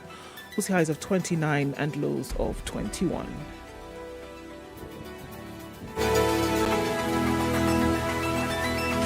"24/7 around the world, non-stop. This is Spice FM.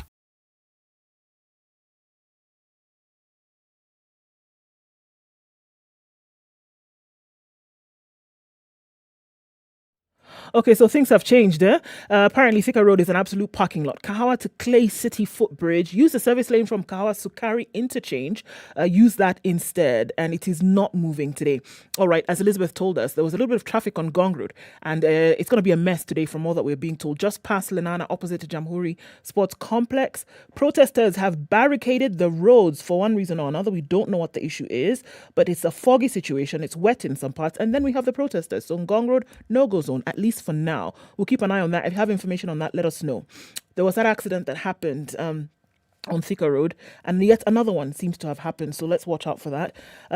So we're seeing some tires burning, something else burning on Gong Road. Don't know exactly what that problem is, but it is causing some traffic there. Other parts of the city, the normal Thursday morning musings, but we'll have a look at that in a short while. Talk to us. SpiceFM KE on Twitter, text 40127. 102.5 Spice FM, Kisumu. Mature, intelligent talk every morning. Spice up yourself.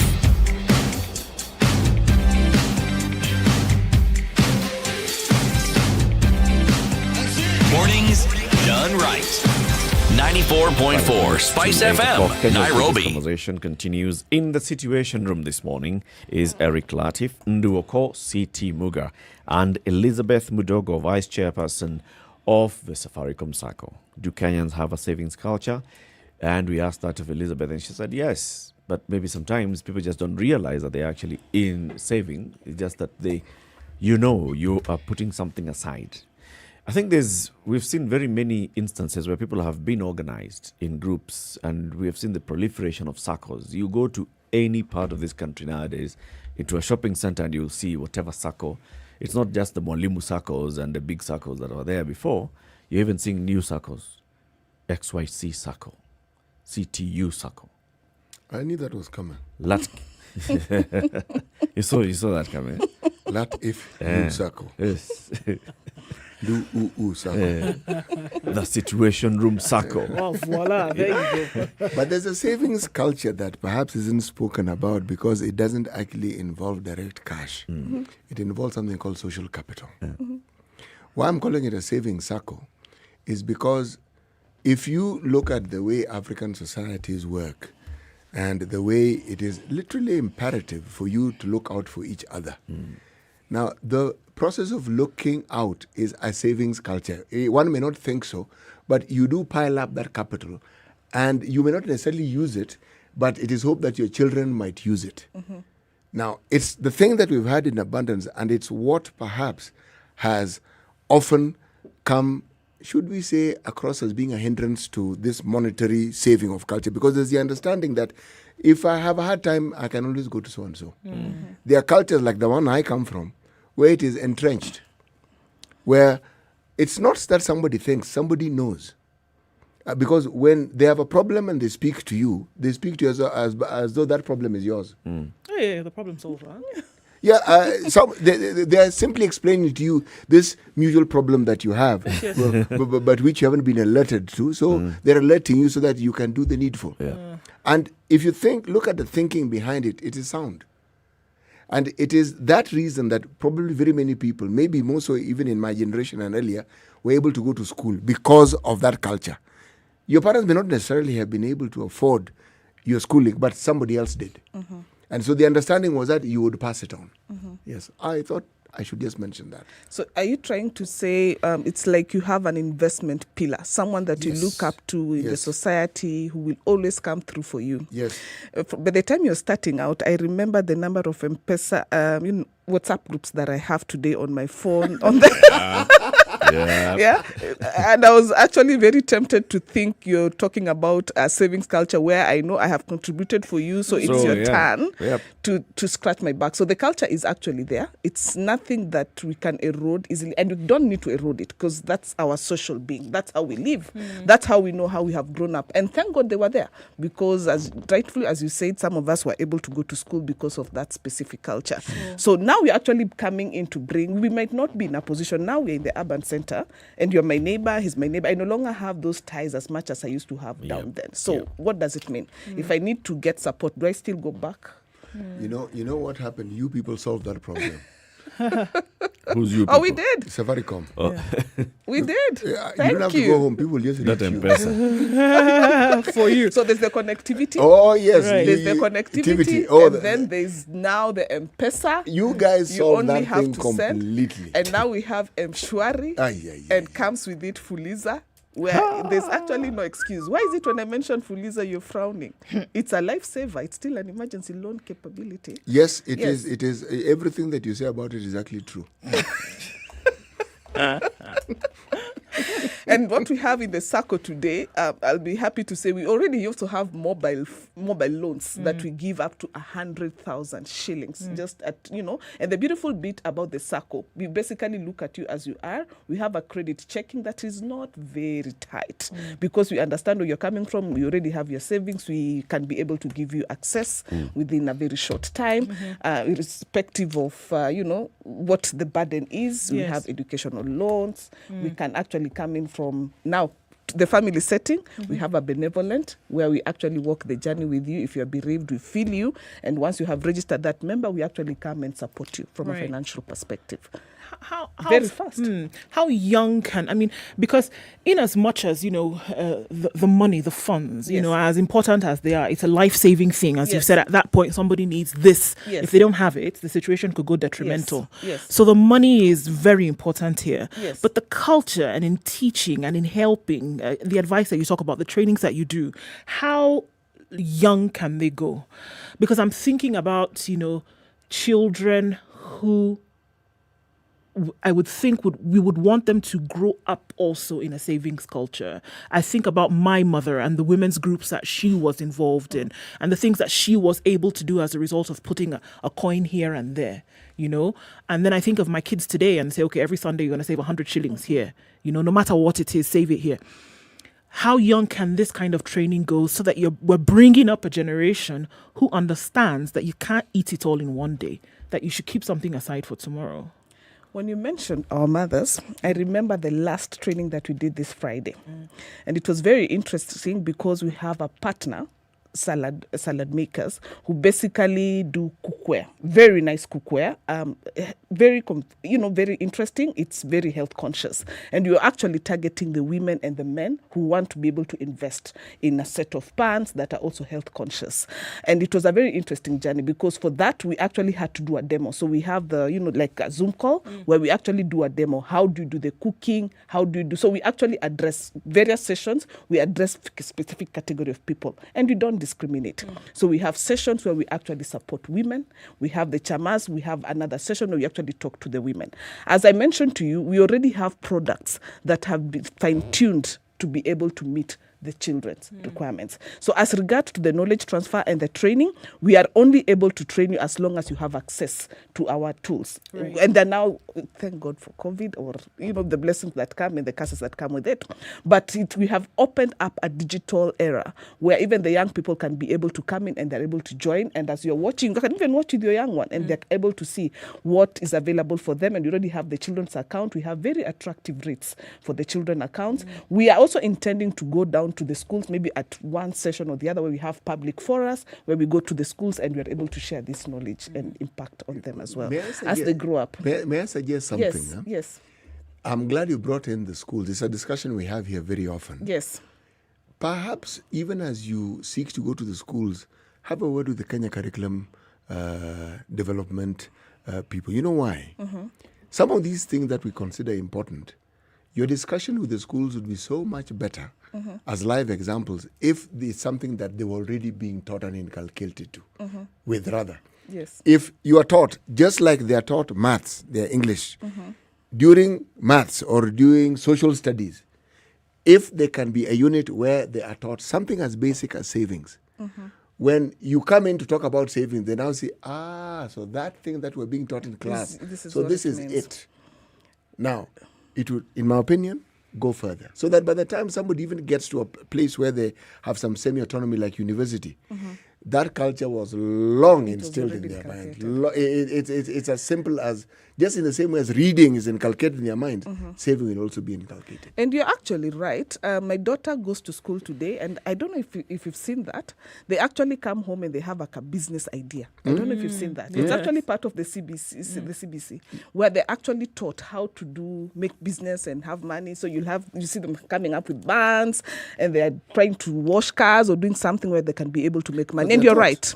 You're right. So it actually has to be that aggressiveness that you're talking about, where we actually go out specifically to be able to incorporate that now we call it the practical part, where they actually intentionally, if I get 5 shillings, I put aside 1 shilling, and this is how I put it, and these are the benefits that I get. And the beautiful bit, you can also start introducing them to the culture of having interests. You actually earn an interest and are able to see the value. And you're actually right. That's a very good feedback that you can actually take upon. And thank you very much. I want you to understand that we are an understanding show, and we will not charge you for that idea. Thank you very much. We just want us taking it and the dividends that accrue. Dividend is the word. And we are willing to wait for it too. We can actually partner together, not only as, the children as are coming on board. Even for you, you can actually come in and join as individuals. And also as SpiceFM, we are open to be able to incorporate you along. I can see you're asking, how do I join? Almost. There's the issue of technology, Elizabeth. She's good, eh? She's good. My friend. So I'm trying to save you. So technology, Elizabeth.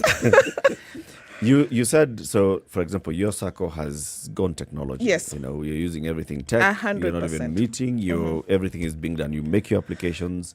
Yeah, the assessment is done. You receive your money. Whatever. Even meetings are happening online. Yes. Just take us the extent of using technology and the Internet of Things. Yes. As Safaricom, first of all, you guys are not just a mobile company. You are a technology and a lifestyle company. Yes. So how is it that the Internet of Things is helping in such matters of savings, of reaching out to more people, of communicating, of helping people with their lives? Okay, thank you very much for that question. I also work for Safaricom in DigiFarm, which basically supports the farmers. Now, what we're doing within the Internet of Things, we have various channels within the Sacco that we're able to, use to be able to access to our customers. So from a start-off point, we have the USSD, where you have a mobile phone, as small as a feature phone or a smartphone, and you're able to access the service. So you just dial *345#, and you have a bouquet of services, including queries. You can be able to post their queries, and someone will be able to get back to you. So that is accessible just at the tip of your hand. You are able to access that service.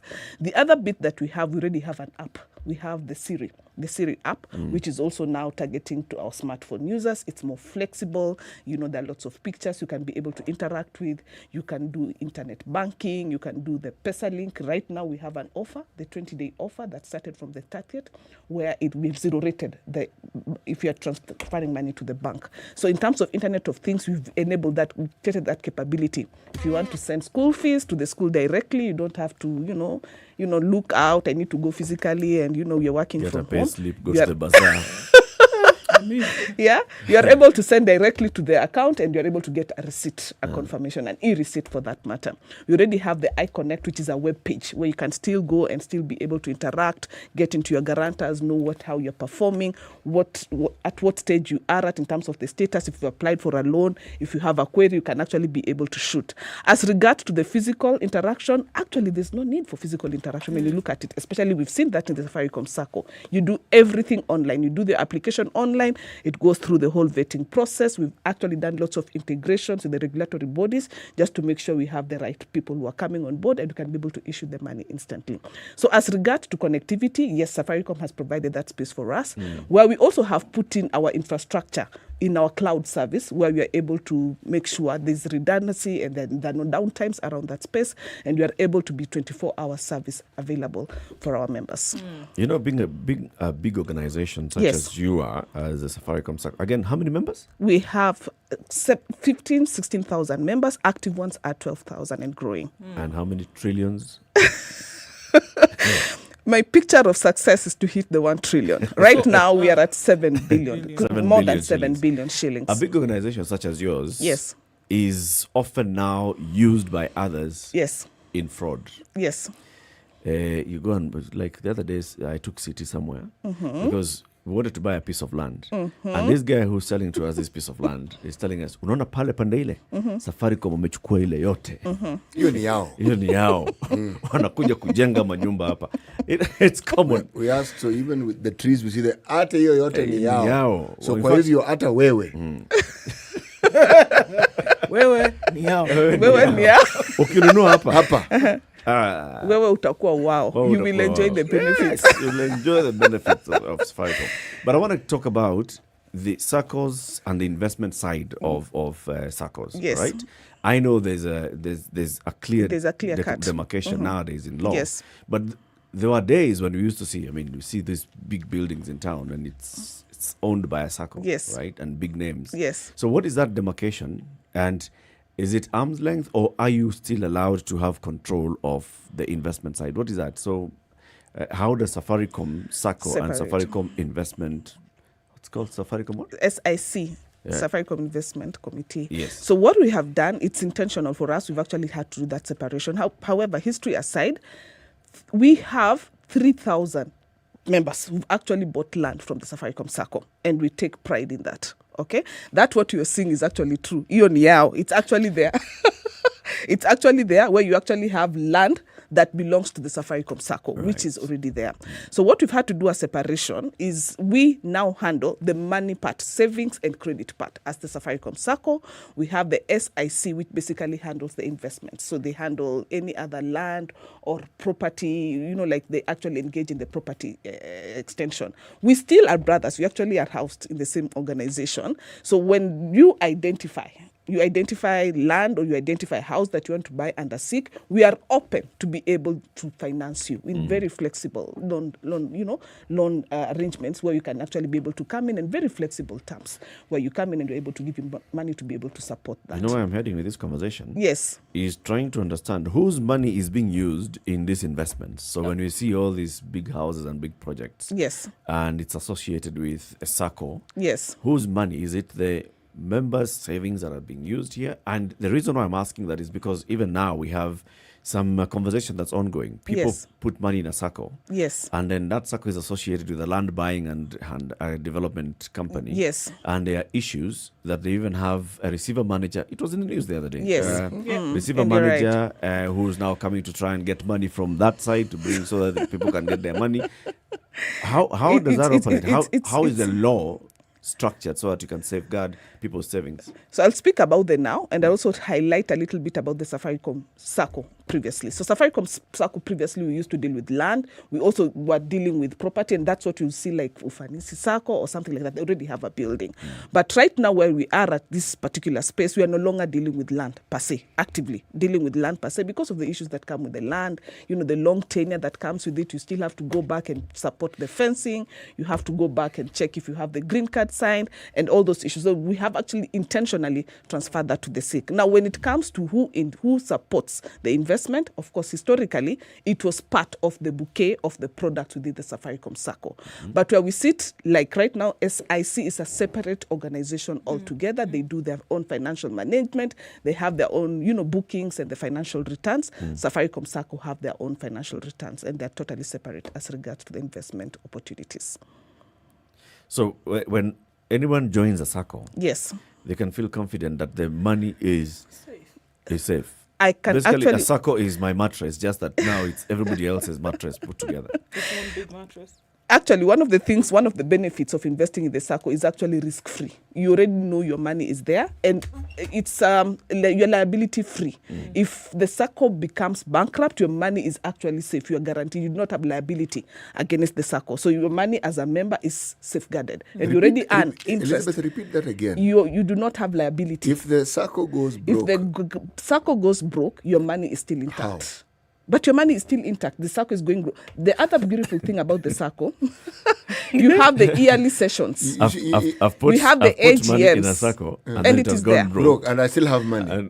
But you have the money because we already have the AGMs, and we are actually invest. It's your money that you're investing. It's your money that and we actually give you the report and able to see every month or every year with regards to the performance of So then, if that is the case, then how would it go broke? We already have a regulatory body, SASRA, who also monitors what you do from a regulatory perspective.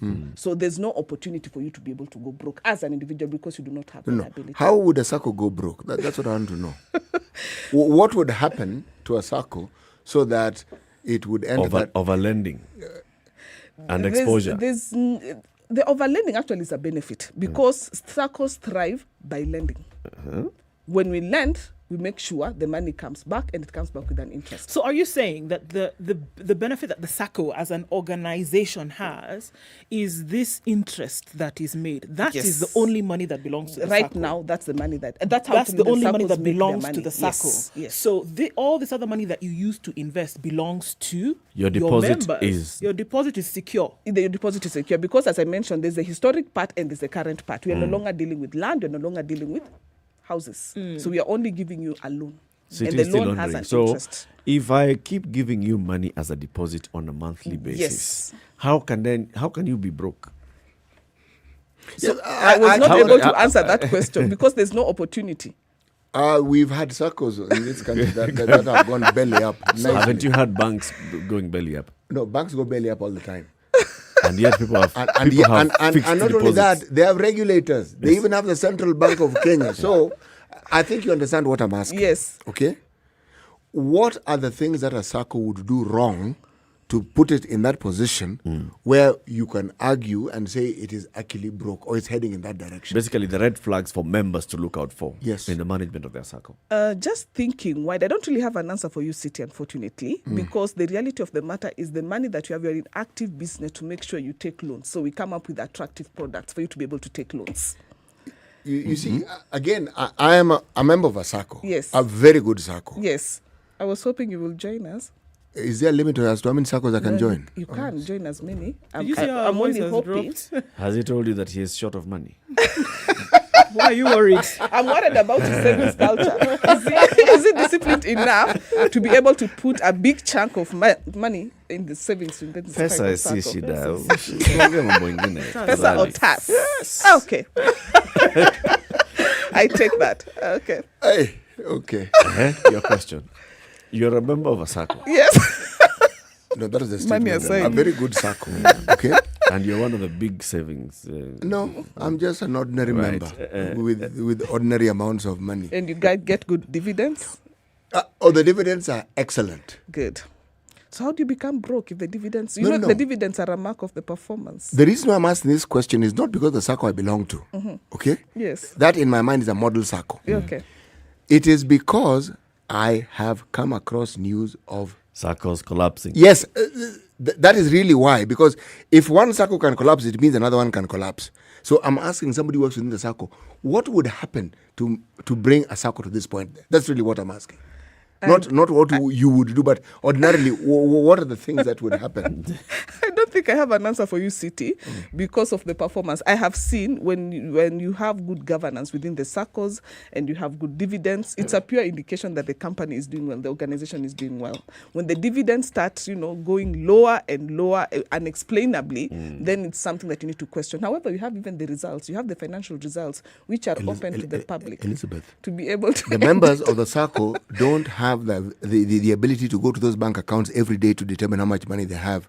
What is presented in the AGMs are pieces of paper which tell you a month in advance. You're told the report is on paper. Yes. Banks that have gone belly up also present on paper how well they are doing, how things are, until they aren't. Anyway, but I understand what you've said. Somebody's asking, if I deposit money in a Sacco, and I'm fed up, or for whatever reason I'd like to get my money. Yes. How do I get my money out? So the money that you're looking for is the savings that you have?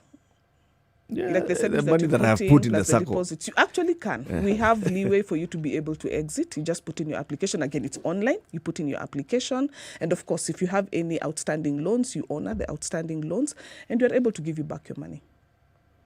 And you don't have a session. So we have an exit. A session where you tell the person, ask this question, why do you want to exit? Yes, Why? we do. We actually have an exit interview. It's quite rigorous. It's very emotional for us, very few, and we're actually looking at reducing the numbers.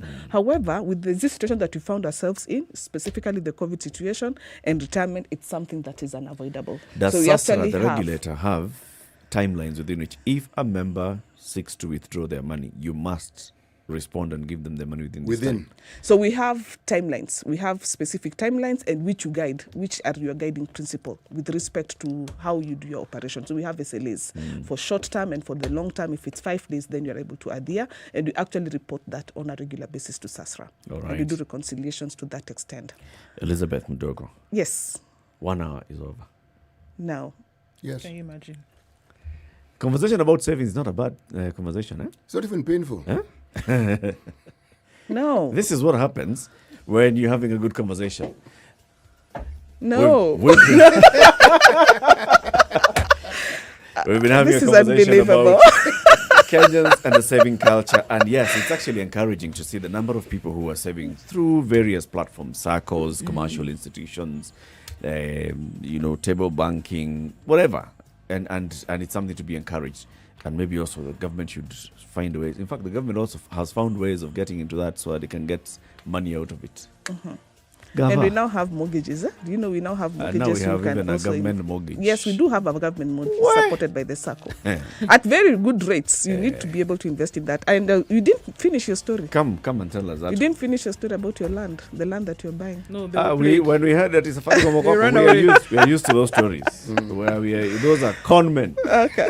Have a lovely day, Elizabeth. Good Thank morning. you. Thank you It's very now 8 much. a.m.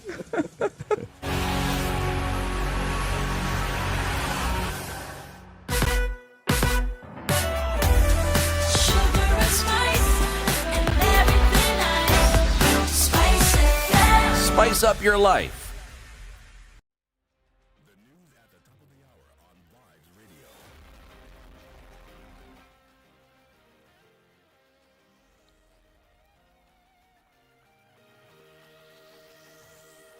Good morning. This is the Newswire. I'm Leah Ubaga. Interior CS Fred Matiang'i has denied claims that security organs are being used to harass some politicians. Matiang'i dismissed allegations that police were being politically used, saying nothing will prevent him from doing his work of keeping the country safe and secure. Matiang'i told the police to focus on their work, telling them that no amount of pressure, manipulation and noise should take them away from their goal of securing the country. This comes as DP William Ruto's allies said that the arrest of the Turkish national Aydin Harun and Madira MP Rigathi Gachagua were politically instigated.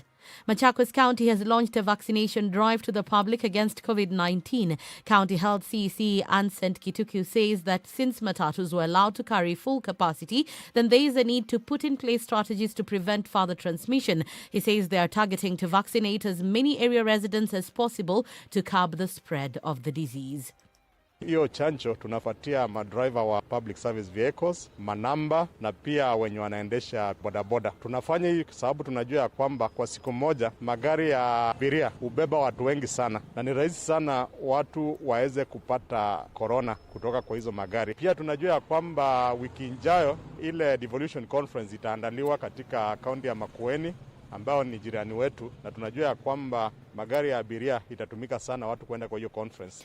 You can now file a complaint with the Teachers Service Commission if your child is in a public government school and you have been forced to pay more fees than directed by the government. CEO Nancy Macharia says they've summoned 200 teachers who failed to comply with the government's directive on fees. She further says that more teachers are under investigation. Macharia had warned that such heads of schools would be severely punished if found guilty. I want to direct that all heads of school stick to the stipulated school fees. Mr. Idimuli, please, you'll help us here, and Nzioka, where there are levies. The TSC is investigating a few allegations that have been handed over to us by the Ministry of Education that some teachers are not complying with government directive on fees. Action will be taken on those few if they are found culpable. And finally, officials in charge charge of the by-elections in Juja, Matungum, Sambweni constituencies, as well as in several wards, are among those awarded by the IEBC for the work well done. Electoral Officer Juja Titus Mbithi and Matungu John Kirui and Sambweni's Yusuf Muhammad have been honored along with their subordinates, including Carol Kimeu, Nancy Ndungu, Gilbert Serem in London Ward, David Toh at the polling station in Milimani, and Nalika Lusamba. Elsewhere, IEBC Chairman Ofula Chebikati cited the example of Carol Kimeu, who was forced to escape with voting equipment and results and hide in a bush until she was rescued, as one of the officials who did a very good job. That's the Newswire. I'm Leah Ubaga.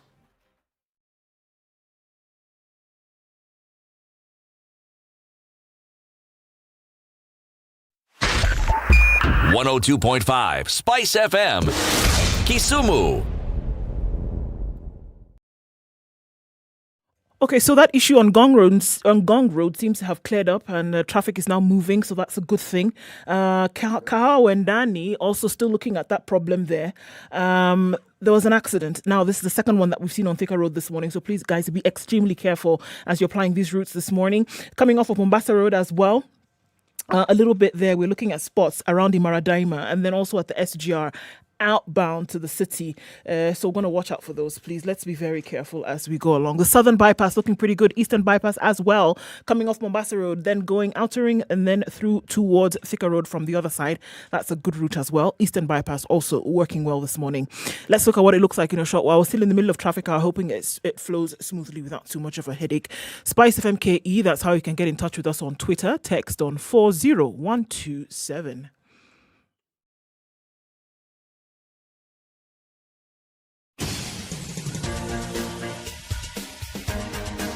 This is The Situation Room, the home of hard-hitting political commentary and penetrating insights about the state of the nation. This is a talk radio experience like no other. The Situation Room, a place for hard truths, debates, and elevated conversations. The Situation Room, witty, political, engaging, deep, controversial. In the room, we have C.T. Muga, researcher, academic, seasoned political observer, a fountain of wisdom in these politically uncertain times. Ndu Oko, Nigerian by birth, Kenyan by choice, communications expert, Pan-Africanist, a truth seeker and believer in people power, and Eric Latif, agent provocateur, the man in the chair, seasoned journalist, news hound, a man who believes in punching up, not down.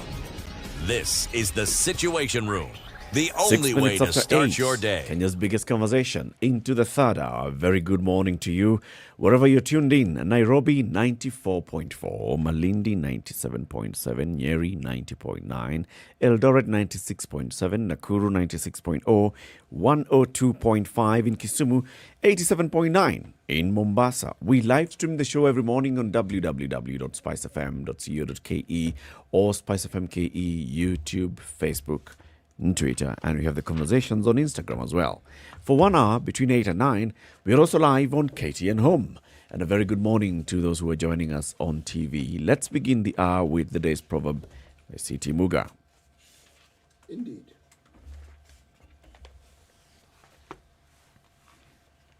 A friend is someone who knows a song in your heart and can sing it back to you when you have forgotten the words. A friend is someone who knows a song in your heart and can sing it back to you when you have forgotten the words. Yes. So you start singing and then they know the song. I know this is CT's favorite song. And so I just can continue with it. Yes. Like I know that song that you like by Nyanka Bell. Start singing it, I'll continue.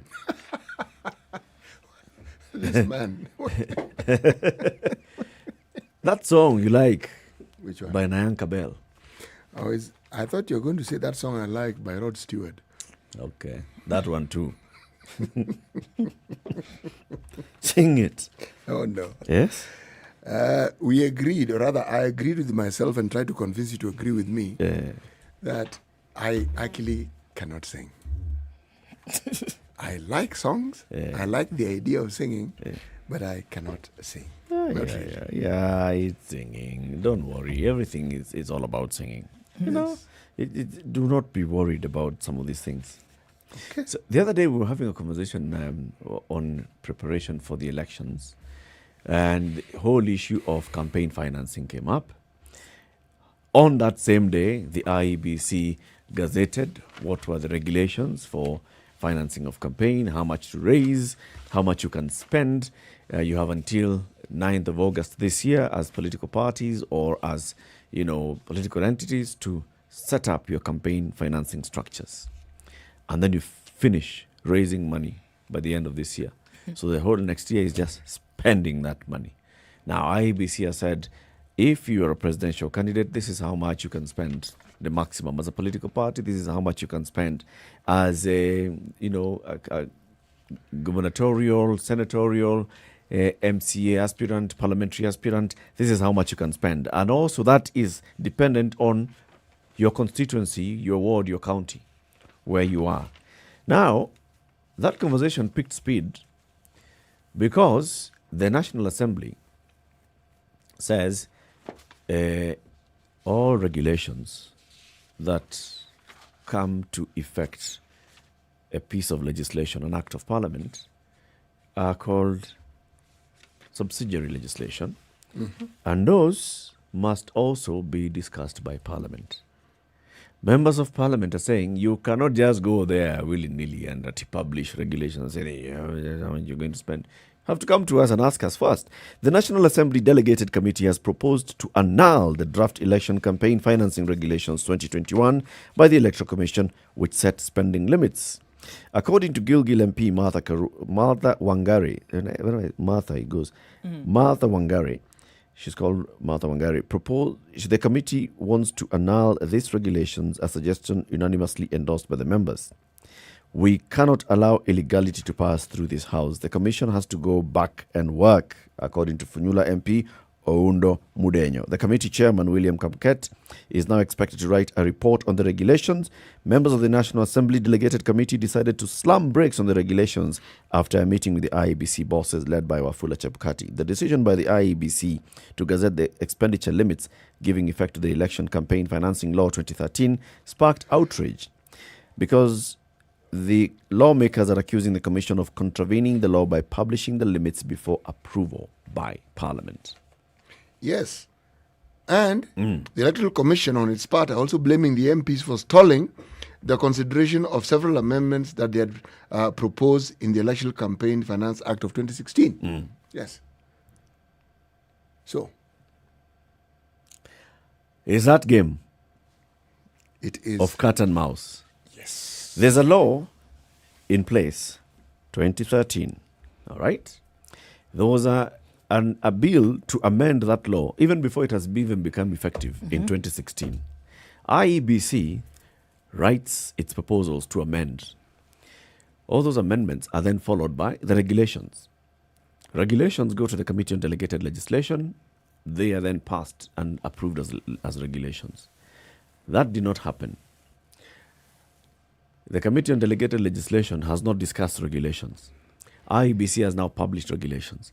Parliament is saying those regulations cannot be effective. Because we did not discuss them. Because there is no approval by Parliament. So where do we stand?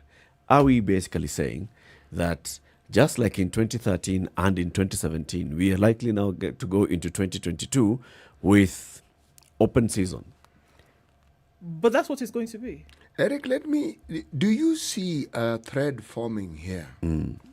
Not too long ago, as in yesterday, we were talking about our judiciary and the issues which are not dissimilar to this one that they were having with our legislators. Yeah.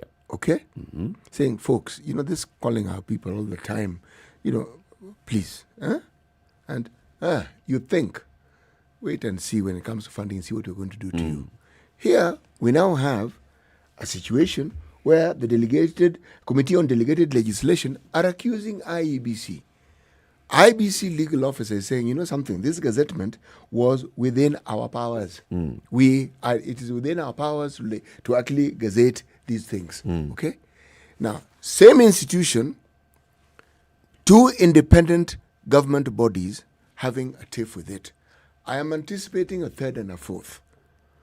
Why is it that this flexing of muscles is taking place?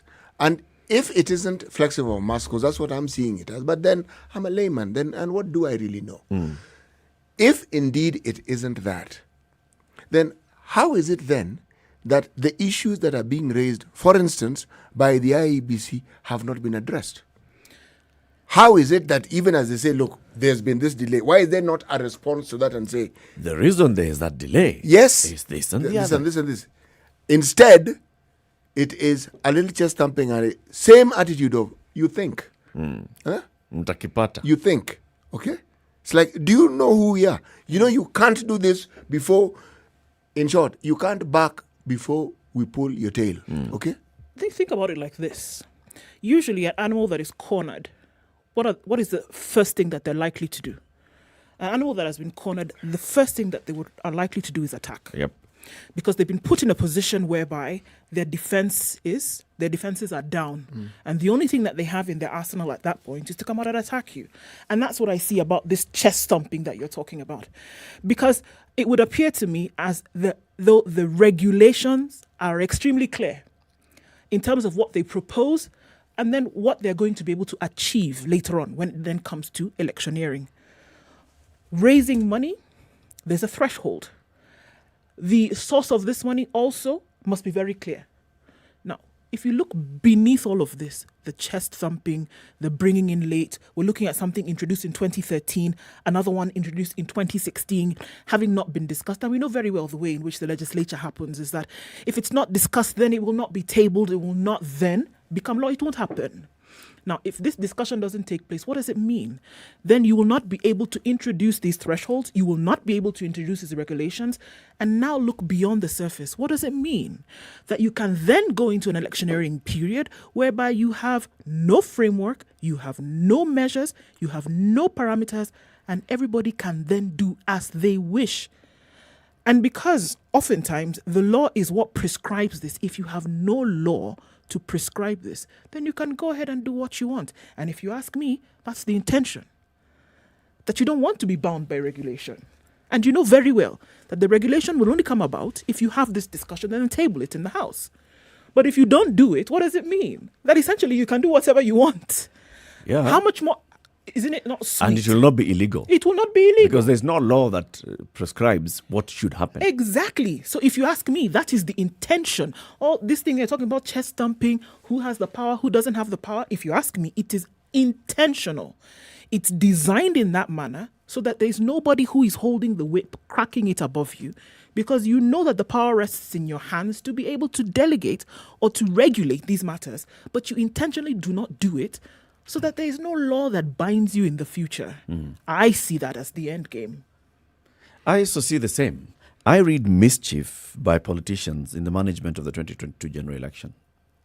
Direct mischief. It started, and we've had this conversation before, that whole discussion about IEBC and its composition, IEBC and, dangling that cat. No. Holding that sword above it and saying, we need to reform the IEBC before the next general election. IEBC staying without 4 commissioners for all those years until this year when the president gazettes the vacancies. And the process of recruiting 4 commissioners begins within a year to the election. That whole conversation, even with the BBI of we're going to do this and the other to the IEBC. Meanwhile, a law that came to effect in 2013, soon after the 2013 election, that then required regulations so that in 2017, those regulations can be in place, has never actually been operationalized.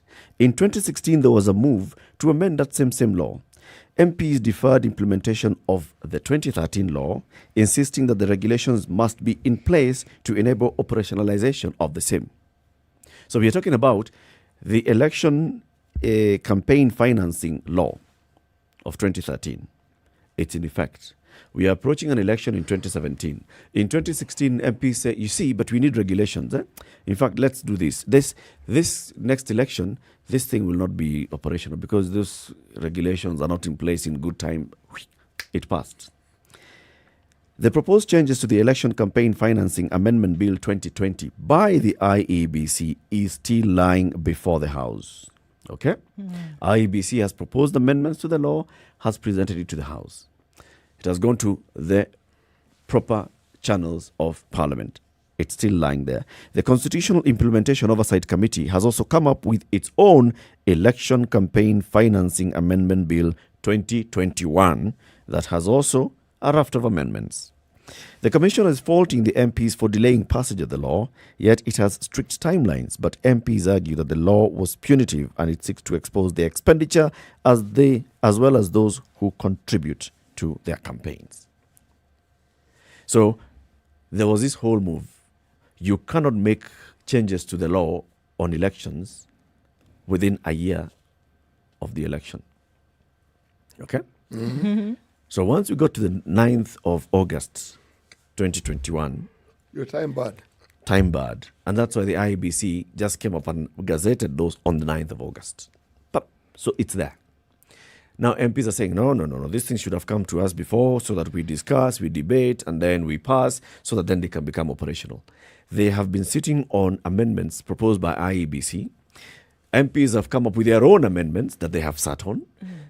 Now they're saying we are going to reject these amendments because they have not gone through the proper channel of the law. This, I read, total and direct mischief your views by politicians. Have actually been expressed very succinctly by a certain gentleman by the name of Dr. Frank Mukwanja. He is the executive director for the Center for Multi-Party Democracy. And this is what he had to say on the subject. And I'm going to quote what has been written in The Nation on page 6. Parliament cannot circumvent the law like they're trying to do. As CMD, we insist that IEBC must enforce regulations. Okay? Now, he is joined in that same thinking by a political analyst by the name of Javas Bigambo. And says that MPs dismiss the regulations, and this is informed by the desire of these same MPs to outspend opponents and reluctance to be held accountable over violation of the provisions. Now, this same article states quotations of certain individuals who've actually said that, the elections are a perfect time for someone to spend illicit funds. Yes. And if there's accountability, then the question of the amount and the source will come into being. But if there's no such thing, then it is an avenue for money to enter into circulation without any system that will actually regulate, will actually scrutinize. Right. And they know that. And if they know that, those who are the would-be practitioners, guess what? They also know that. And it's not the first time, in my opinion, that we've seen this kind of mischief having played out. Look at the example of the 2/3 gender rule. What are some of the things that we were fed? The first time where it was supposed to go in for debate, then they did not agree. There's no quorum, or then there was no agreement, and since then we've not had an opportunity to sit, knowing full well that this thing can only come about when you sit and debate and then thereafter set up the framework for which when it will enter into law. You know that you're the only ones that can do this. If there are people who are sitting on the periphery can look in and say, yes, it's very possible that illicit funds will be used for campaigning. We know this. That means that it has either been a practice, it is going to be, it is currently a practice, and in the future it will continue to be a practice, that there are those who are sorting out the war chests in terms of what they're going to do for an election. And we know that it could get you into trouble later. However, it still hangs on you as legislators to be able to set up the framework within which this can happen. If you're the direct beneficiaries of this process, do you really think that you're going to then take the initiative and sit down and discuss it to curtail a practice that you yourself would actually be involved in? Come on. There are two things here which actually are fairly damning. You are setting a ceiling on the spending, but before that, you are asked to disclose the source. Now, those are things that it is clear those who are heading towards campaigns do not want. They don't want the ceiling, and neither do they want anybody to ask them questions as to where it is the money is coming from. So the conversation we're having this morning is, out of what we see, the a National Assembly delegated committee which met with the IEBC yesterday, and they were basically rejecting the electoral agency's campaign funding regulations. And you're asking you this morning, do you read mischief by parliamentarians in the management of the 2022 elections? Do you read mischief by parliamentarians in management of elections in this country? We were told by Mule Musau, who is the country lead for ILOG, the Electoral Observers Group. And he reminded us what Kofi Annan had actually said at the end of the 2008 peace accord. And he said, among the things that you need to sort out is how you manage the elections. One of the critical elements here, he mentioned, was you need to check how campaign financing is done. How are people raising money? How much money is being spent? And in what? That needs to be regulated. And this is global best practice. Now, we have a constitution that gives IEBC powers to do this. But also, the constitution recognizes that laws are the ones that give life to the constitution. So a law is enacted that talks about campaign financing.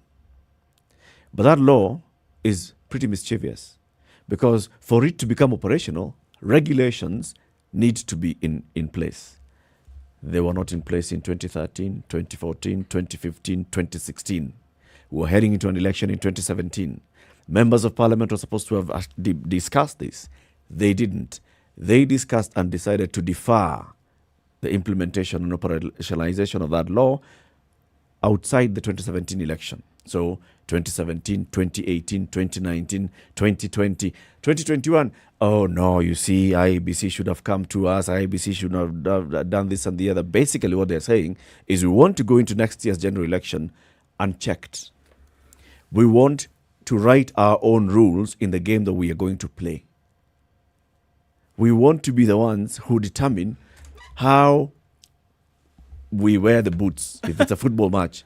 We are the long spikes, short spikes. Yeah. I'll determine whether the spikes are long or short. They are the players. They are the match organizers. They want to be the referees. They want to control the referee. They want to control the referee and be the referee at the same time. Yeah. In this case, if they can control, be yourself. It's like what we're talking about earlier. How do you really expect the police, for example, to investigate themselves and then pass judgment on something that was clearly had gone wrong? So in this case, you're going into a national competition like the elections. You, who is supposed to make the law, you're participating in this game. You want to be able to regulate yourself. You want to reserve the right to hold anybody else to account because they did not bring this conversation to your doorstep, knowing full well that you are the one who wears the responsibility when it comes to making the law. To me, we can talk English from morning till night, but it is clear that they don't want this process to play out in the way it ought to be played out. It's clear. Listen to this argument that was brought forth by a session which was chaired by Mbere North MP Charles Njagagwa. Okay? He's saying that Article 29(1) of the Constitution is very clear that before you make any publication or gazettement of the regulations, you must bring it to the House for approval. So why did you publish a campaign fund ceiling without our approval? Okay. Ofula Chebukati says, last year, okay, in compliance with Act, the Election Campaign Finance Act of 2016, we drafted the amendments of the Act last year and presented them to the Justice and Legal Affairs Committee of the National Assembly. So it was within the National Assembly. Now, it's them, it's not IEBC to move these things. Once it gets to Parliament, it's the duty of those committees to do due diligence. Yep. Now, if due diligence isn't done, how then do you accuse the IEBC of something that they have already done? And Parliament does not operate outside in a vacuum. No. They actually are not at the International Space Center. They know that there are timelines. They know very well. They know that this law requires us to pass it before a certain date. They know. Because if it's after that date, then it doesn't become effective. They know that fully They know that fully well. And that's why we're saying this is mischief.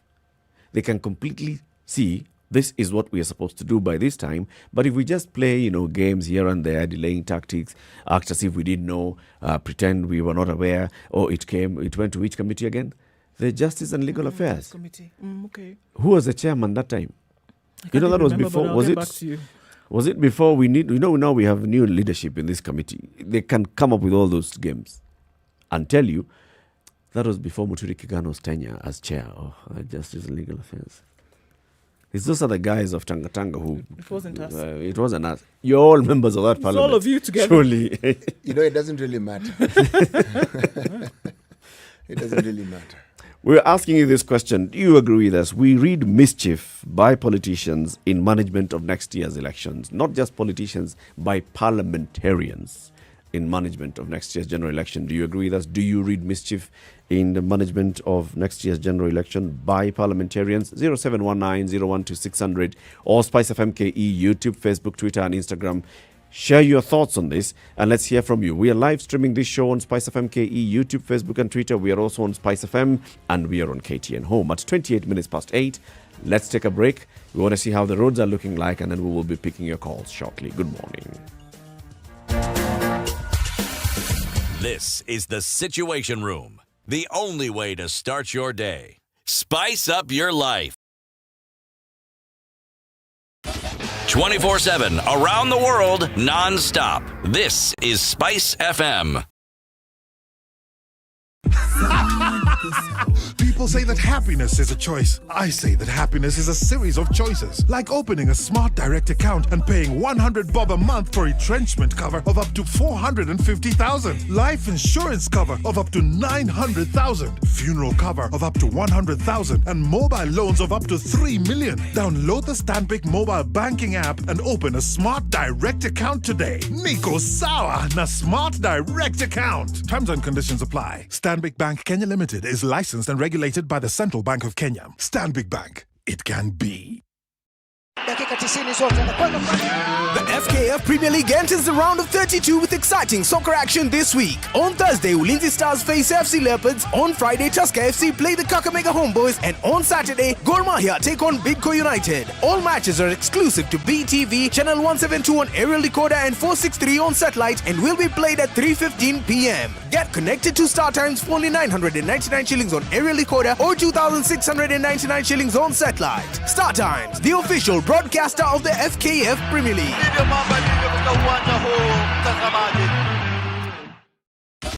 24/7, around the world, non-stop. This is SpiceFM. He's full of character, wit, and sense of humor is sure to make you not get enough. Tukienda mahali unapelekwa out sijui na kulanga lasagna na ujui kuisoma. Imeandikwa kwa menu, nipatie lasagna. Join MC Jesse as he sits down with his guests for a thrilling, memorable, and insightful conversation. Watch Jesse Junction every Sunday from 4 p.m. Classic soul, R&B, smooth jazz. It's raining in parts of Nairobi at 15, highs of 20 and lows of 13. It's also raining in Nyeri at 13. We'll see highs of 19. 13 will be the low in a cloudy Nakuru at 16 currently, going to highs of 22. 22 will also be the high recorded in Eldoret. It's mostly cloudy at 16. 23 and mostly cloudy in Kisumu, highs of 27. We'll see highs of 27 in Kakamega. It's mostly cloudy at 23. Partly sunny conditions at 24 in Mombasa, highs of 28. We'll see highs of 28 in Malindi, where it's raining at 26. Mostly sunny conditions at 20 with highs of 26. 29 will be the high in Dar es Salaam. It's mostly sunny at 22. It's 11 degrees in Johannesburg right now. It'll come down to lows of 9. It's raining in Lagos at 25 with highs of 29, back down to lows of 25, and mostly cloudy conditions in Kinshasa with highs of 29 and lows of 21.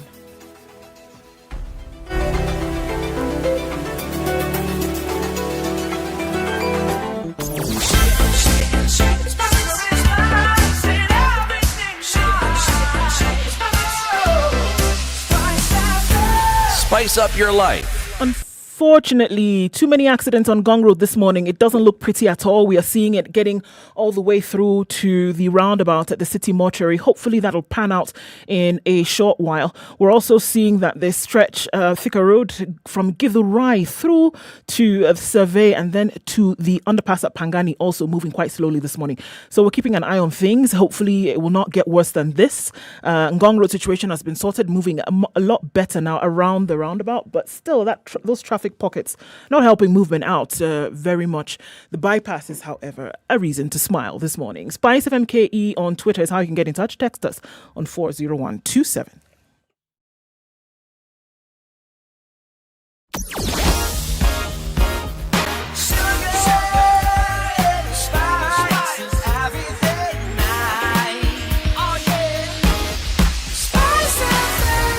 spice up your life. Mature, intelligent talk every morning. Spice up yourself.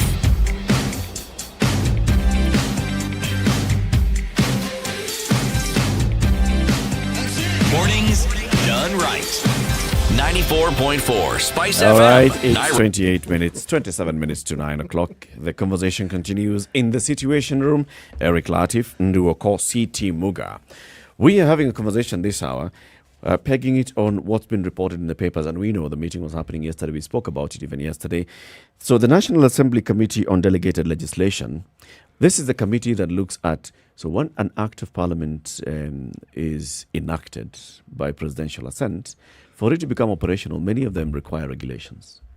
So those regulations are then drafted by either the parent ministry or the agency that is responsible. They are taken to Parliament, and then Parliament discusses them. And once they pass those regulations, then those regulations can be gazetted as the operationalizing bit of that piece of legislation. Now, this one, there's a law called Election Campaign Financing Act that was passed in 2013. It talks about, how people who want to vie in an election shall raise money, where they shall deposit that money, who shall be in charge of the accounts, how they shall be reporting this for accountability purposes, how much money they should spend and how much money they cannot spend. So all those come in regulations. The IEBC is given the power to come up with the regulations, but then they need to go to Parliament for them to be approved. Isn't it? Then the IEBC has come up with amendments to that law of 2013, taken them to Parliament. Parliament was like, sawa, asante, tutakuita. Nothing. They didn't move. That was in 2016. In 2020, last year, IEBC proposed amendments again to the law. They took them to Parliament. Sawa, tutakuita. Parliament itself decided, let's come up with our own amendments to that law that IEBC is proposing to amend. So Parliament came up with amendments to the amendments that the IEBC has proposed to amend to the law that the law has been passed by Parliament. They have not discussed their own proposed amendments to that law. IEBC goes ahead to come up with the regulations. Now the members of Parliament are saying, you cannot just wake up and publish regulations. We need to approve those regulations. So why didn't you discuss all these things before? Isn't it funny that this place where the law is meant to be made is where the law goes to die? Literally. Literally. Because what you're essentially saying now, the threshold of time has clearly passed. The theatre is the morgue. It's done. Right? So you're going into this period, because we're looking at 1 year too. We're going into this period, and you know that there is no framework, there is no legal framework under which you can hold anybody to account. And you know very it doesn't well exist. what your role in ensuring that to have comes happened. into being. Exactly. You know what your role is. You know what you're supposed to have done. You do. You know what responsibility you had in order to hold the nation accountable, especially those who are playing a participatory role in this process. You knew what it was supposed to be. And that's why I'm saying that there is nothing else that I can fathom beyond deliberately not doing this job or, achieving the functions of this role so that these things can pass under the window, under the door. That's it. You're referring to this as deliberate. It is deliberate now. You don't discuss something so that something cannot come about. Actually, it's so that you will not be curtailed. It's beyond deliberate, because when you think of the duty and the function and the responsibility that Parliament is entrusted with, and this is something that will affect the entire nation. We know this. So something I was thinking about this morning when I was coming to work, and I thought it was a bit peculiar in my mind. And it was this. There are processes that people begin, specifically, the reference I'm making is specifically in the political realm, with a view to ensuring that if it then comes into being, it would benefit them. This discussion about CDF money being increased. Parliament is talking about it. But the thinking, if I'm to look at the trajectory and the history of thinking that is attributed to such things within Parliament, it's like those making the law are assuming that they're going to continue being MPs. Yet they do not see that it is the one tool that will guarantee that you're kicked out of your job. Because if you have more CDF, the vigor with which those who are going to campaign against you will campaign. Okay? Because you've set in place something far more attractive than you had. Decisions are made. Even this delay, somebody may think that what they're doing is wise and is something that will help their cause. And yet they do not see that something inadvertent may happen, and at the very cause that they think they're serving, they may achieve the complete opposite. Let me explain why I'm saying this. Look, you want a ceiling, you want timelines, you want a declaration of sources. Okay? We have a finance bill. We have laws in this country that even actually require people to make a declaration of their wealth. It's not something that is odd here. If the instruments of government decide that they actually want to scrutinize you, even without this bill being passed, they will scrutinize you. Believe me. And they will arrive at that point which they were hoping to arrive at. Now, all that you've done is delayed an eventuality. Yeah. You haven't put a halt to it. Simply delayed it. But that delay is dangerous. It is deadly. That delay is quite dangerous because of what then it's opening up the doors for in an election. It's deadly. We have seen ourselves getting there. We've been told and we've been cautioned by people that we've invited ourselves into this country and told them, come and help us broker peace. Okay? They come and said, okay, so I've had conversations with you. I've observed what was happening in that election. And among the things that I'd like to recommend, check campaign financing. Second, make sure that your electoral management bodies are actually independent, that they can work, they can come up with regulations, and they can enforce the same. They're independent. Make sure that there is decorum as you approach an election. Come up with laws and mechanisms of making sure that an election is free, fair, credible. Those things that you have been told by the people that you invited to come and advise you, you have ignored. It's because you already knew what your problem was. You were just trying to play games by saying, you can come. Hey, unajua hapa hivi sijakula siku 3. Hebu niambie shida yangu ni nini? Shida yako ni hujapika. You know that very well. And we're ignoring it. It's dangerous. We are asking you, and we'd like to hear from you. 0719-012-600. Do you read mischief by MPs in the management of next year's general election? 0719-012-600. Or you can also post your comment on social media, SpiceFM KE, YouTube, Facebook, or Twitter. Leslie Mutava says, of course there's mischief. We all know how parliamentarians operate in this country come election time. And then Tomo Gonga says, what we have is a rogue legislature.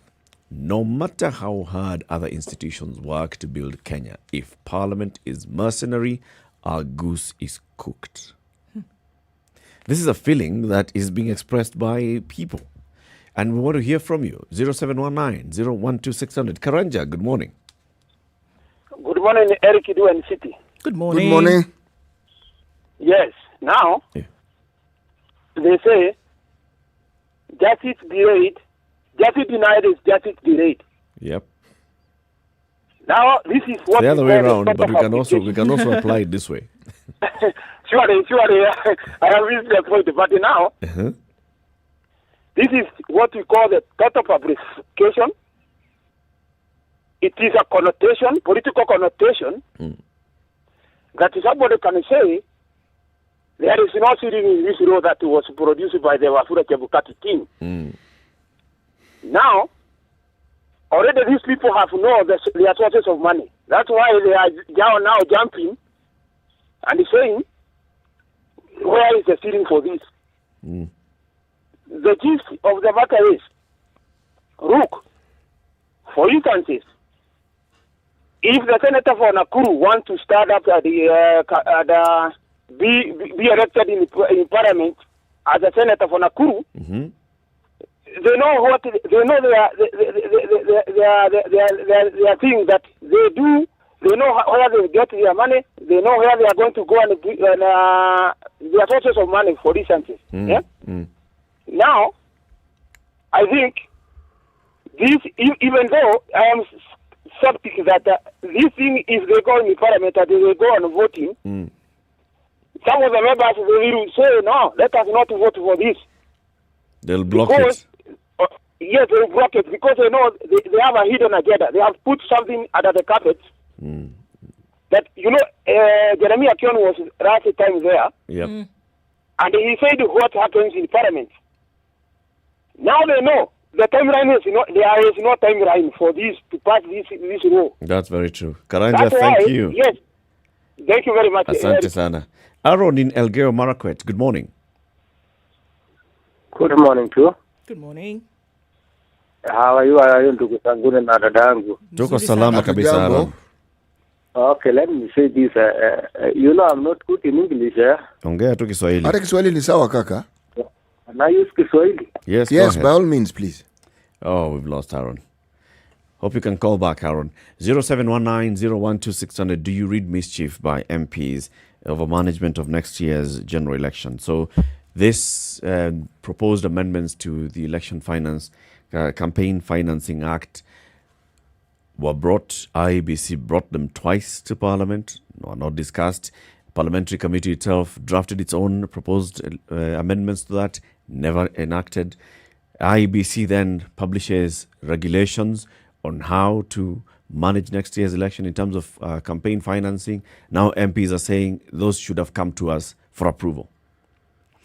And Parliament knew full well the timelines for this. Parliament did not at any point say, for example, the Legal Affairs Committee, summon IEBC and say, where are the regulations? We need them so that we can discuss them in good time before the election. Never did this. Do you see, you think about it from a human point of view, right? Do you find it easy for you to say, actually, you know what? If I were to misbehave, let me suggest the manner in which then you can curtail me later. Why would I? Actually, even I know my intent is to misbehave in the future, why would I then come and propose to you or even insist that you come now and make the suggestions to me on how then you can curtail me in the future when I know very well that my intention is untoward? Yellow in Mombasa, good morning. Good morning, sir. How are you? Very well, thank you. Yes. It's interesting how these people have a way of, in a way, how do we say it? They time us up for a rowdy and messy election. Yeah. The other day was a tweet that was being promoted or something. That one of the presidential candidates, or he's one of those people you cannot trust with the country and all. And I was thinking, if we prime Kenyans this early for a violent election, or even using the legislative mechanism and tell people that these people are preparing to rig, and you tell them this early, by the time we get to an election, we are already, as someone else is said, our goods is already cooked. There's nothing literally that we can do to help ourselves. Like if we've been primed 1 year before, we'll have been adequately rigged, yes. Yes, to expect an election that will be rigged. Whether or not it will be rigged, we'll assume it was rigged. Will have been primed. We were primed. Yep. Believe that this thing has been rigged. Thank you, Gethu. Thank you very much. Edwin in Homa Bay, good morning. Good morning, how are you? Very well, thank you. Yes, so basically the reason why we were looking for the constitution was at least to give each and every arm of government a forum where they are being called independent institutions. Yep.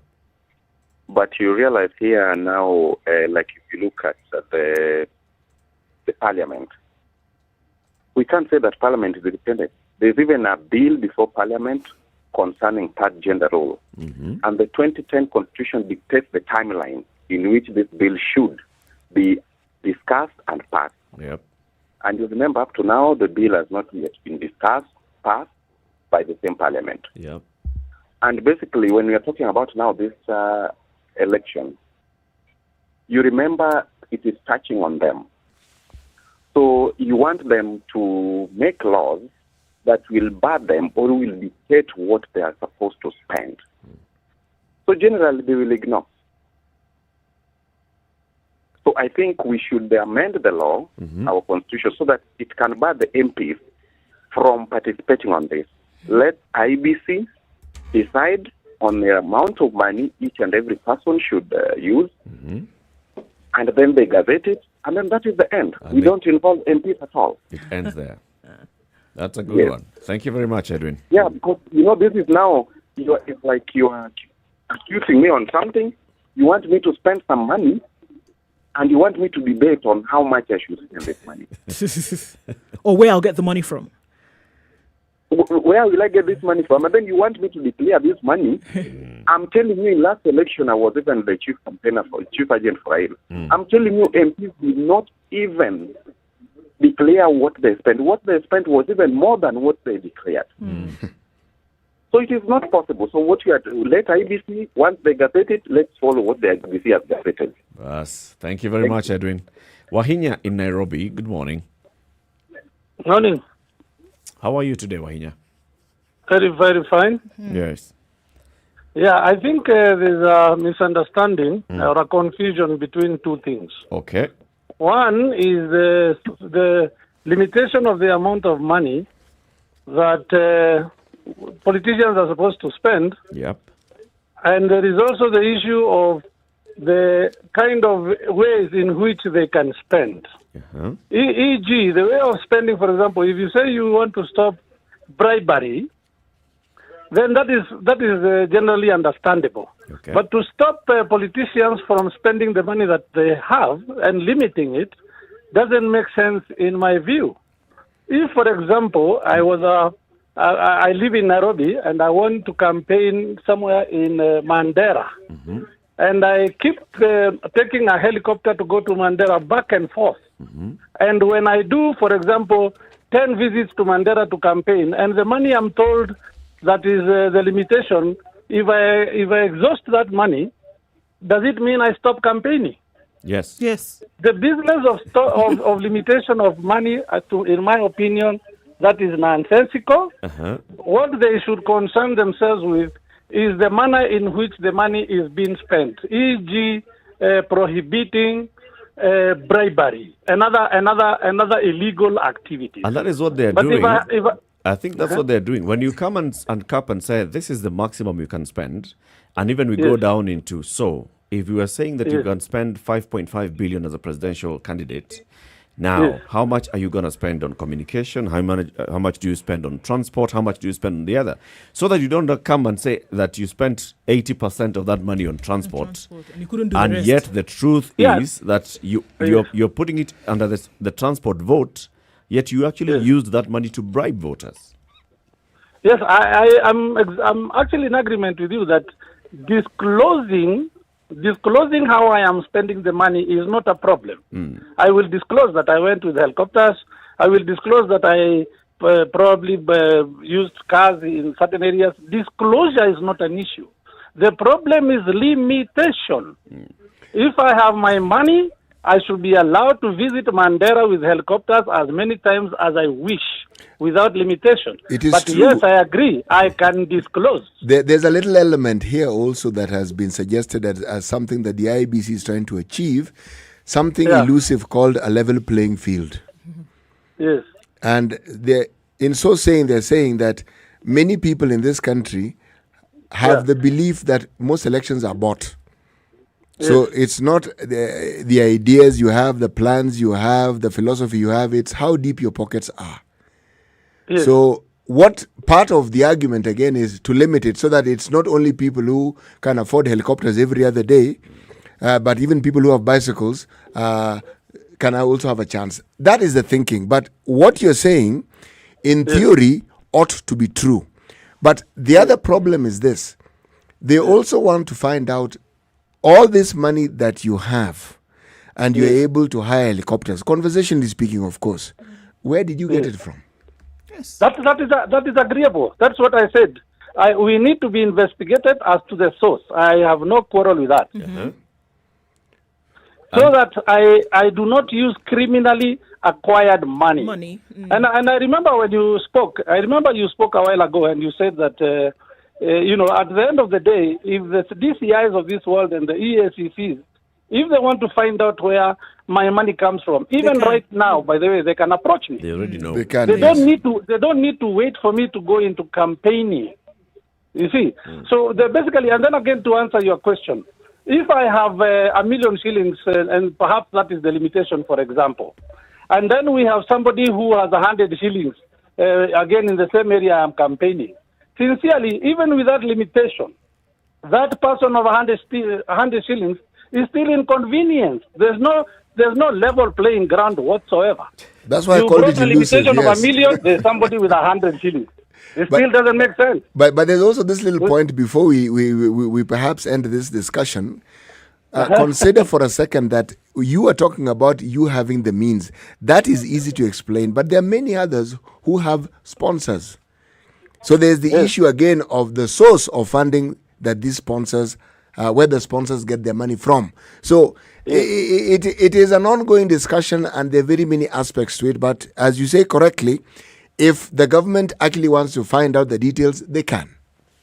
Yes. The Thank you very much. They can actually do it. Yes. Thank you very much, Wahinya. Thank you.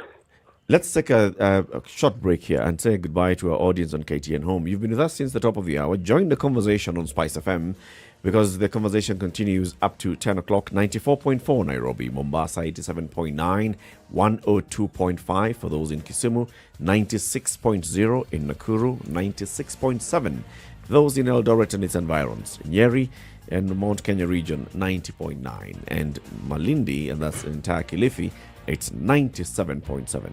Good morning. This is the Situation Room, the only way to start your day. Spice up your life. Mature, intelligent talk every morning. Spice up yourself.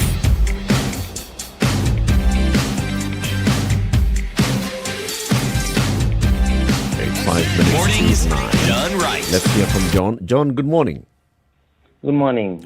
How is Kisumu today? Kisumu is fine. Kisumu is very fine, cool. Very good. Yes, Do I you, have a do you read contribution. Mischief? Yes, I read a lot of Mischief, and I wanted to ask you guys to allow me to broaden the discussion a bit. All right. To start from the recomposition of the leadership committees in Parliament, especially the JLAC, and even the Finance Committee. The overall idea around what's happening today is that we are reaching a climax of an agenda of the executive that they have been scheming.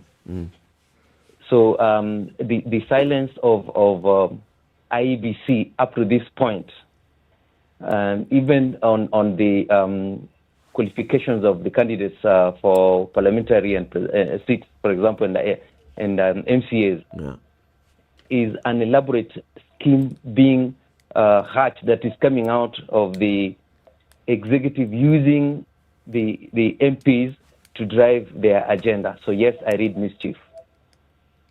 But then who do you think is behind this entire very elaborate campaign? It's obvious. We don't want to deny the fact that the executive is. Yes, the executive is. But then they're in cahoots with everybody else in Parliament? Why haven't we had any voices coming out to say we needed this last year? They might not be in cahoots with everyone else, but the fact of the matter is that we have underground networks in Parliament where MPs are approached as individuals, and then they would back up the executive agenda. Right. Yes. Thank you very much, John. Okay, most welcome. Albert in Kinangop. Oh, just about to pick you, Albert, and then you dropped. You can call again, 0719-012-600. You know, we were talking about the report that was released the other day by Professor Karuti Kanyinga and Tom Boyer on campaign financing. How much was spent in the last election? We're talking about colossal amounts of money. Yep. And if we even look at, they didn't even go to presidential and gubernatorial. And we know very well that very many people who campaign for, MP, governor, are actually aligned to a presidential campaign. So presidential campaigns spend a lot of money. We give the example. The amount of money that's being spent in 2022, you compare to the amount of money that was spent, let's say, in 1997, you can find it's grown like 4 or 5-fold. Yes. And you ask yourself, why? Yes, the population has grown, but then there's technology, there's infrastructure that has improved. So why are campaigns using so much money to campaign? Where is the money going to? And I think it's going into influencing the election. Eric, I would Or also... otherwise known as bribing. I would actually ask the question, because this is important. Who else is actually contributing to this electoral process? Because one of the discussions that we often have with our political discussions, within our political discussions, is the protection that comes with politics. Somebody either vying for a political seat because they believe that in so acquiring that seat, they will have some protection, or ensuring that they support some candidates so that should the candidate actually ascend to that position of authority, they can have protection. Okay? Now, if you're talking about ill-gotten goods, if you're talking about money that is in the mattresses or under the bed or in cupboards, now, there is no better time to spend that money than during an election. Because it's literally spent, literally. Yeah, it's literally spent, and at the same time, it's literally laundered. That's what happens to it. Yes. That now It's a very good avenue to launder all this very good avenue to launder illicit any cash. kind of illicit money, because it's being spent, and it's being spent with it's being spent consistently. It's a high vortex. Exactly. I mean, just the rate at which that money just keeps coming out so and out. can you see why nobody would want a cap or regulation on the source and how you're able to spend it? So basically what we're saying is our campaigns have been captured by crooks. Criminal elements have captured our election system. Actually, I wouldn't put it... well, I'd put it that way, but I'd add the rider. Please ensure that within that within that caption, you include all the crooks. All crooks. Yes. It's not just the parliamentarians. Time for the news. Good morning. It's 9 a.m.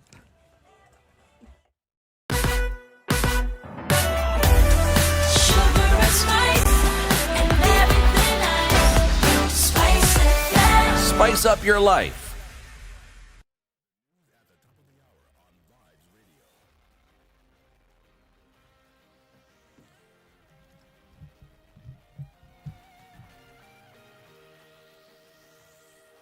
Good morning. This is the Newswire. I'm Leah Ubaga. Boda Boda operators have lit up tires and blocked part of Ngong Road at Poster Stadium. The operators are protesting the death of one of their own who was killed last night. According to the operators, he was killed in a hit-and-run accident. Motorists are being urged to seek alternative routes as police sort out the matter. Will President Uhuru Kenyatta succeed in rebranding and reuniting NASA ahead of next year's general elections? This is because it's believed the reunion is meant to ensure ODM leader Raila Odinga succeeds to presidency. Political analyst Arnold Maliba says it's clear that President Kenyatta has decided on who is the right candidate for the presidency. That is just the NASA house that they left. It's just trying to put on new clothes. What I do not know is the magic the president is actually going to use to ensure that the four of them stick together, even if he brought Gideon Moyo on board. For one, Musalia Mudavadi must run to the very end. For him, it's much more than just competing to win this particular election. Because if he doesn't run, then his primary base will actually be eroded away, probably once and for all. So for me, I do not then see a life around One Kenya Alliance with people like Musalia Mudavadi having decided to run. This comes as NC's Musalia Mudavadi says he'll not forego his presidential ambition in favor of any other aspirant despite unity calls. The ANC gave me the mandate to seek the presidency of this country. They have not renounced that. So as far as I'm concerned, and as far as ANC is concerned, as far as our supporters are concerned, our focus remains the presidency in 2022. The two Embu brothers who allegedly died in the hands of the police are set to be buried tomorrow at their home in Kithangari, Embu County. Interior CS Fred Matiang'i, who visited the family, has promised them justice. He says his ministry is working round the clock to find answers to what led to their death. death after they were arrested by police and their bodies later found at Embu Level 5 mortuary. 2 investigative agencies are on it, our Internal Affairs Unit and the IPOA is on it. And I promised the father, because I've just met him this afternoon in the company of the Attorney General and the Inspector General Police. We will do everything we can to get to justice, and we will go the direction the investigations will point us. A lot of good work has been done. I do not want to preempt what is going to be done. I have been briefed that the investigations are going on very well. And finally, police officers will enjoy counselling services after the National Police Service Commission established a unit and staffed it to attend to their demanding situation. 20 counsellors have been unveiled that and will be used in the induction program at the DCI's training school. Inspector General of Police Hilary Mtiambai says they'll be instrumental in offering psychosocial support to police officers and their families with a view to improving their life skills. That's the Newswire. I'm Leah Ubaga.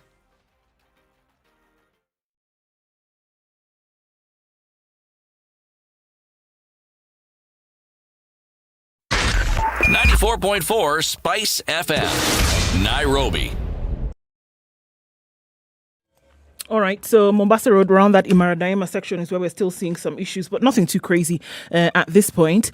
Coming off of Jogo Road is actually looking quite heavy from Hamza all the way through past the Makadara train station. Langata Road today has been behaving quite well. A little bit of traffic as you approach the Timor roundabout. And then on Gong Road, where we saw trouble earlier, looks a lot better now. The southern bypass right around the Langata junction is where we'll see some issues. Mombasa Road, then also around Imaradaima, has a little bit here and there. North Airport Road also is looking like it's going towards Outer Ring. We're going to have some issues there still for some time, and it's just traffic issues as normal. Let's not have any more accidents on Thika Road this morning, shall we not? I think there have been too many for one morning. Please be careful as you traverse the roads. They are slippery, and we need some fog lights up, especially as you're going out west, looking past the city through to Kikuyu, Udhiru. Out in that direction, visibility is poor. So please, fog lights up. Be careful. SpiceFM KE on Twitter is how you can get in touch. Let's see what's happening in your neck of the woods. Take it easy while you do.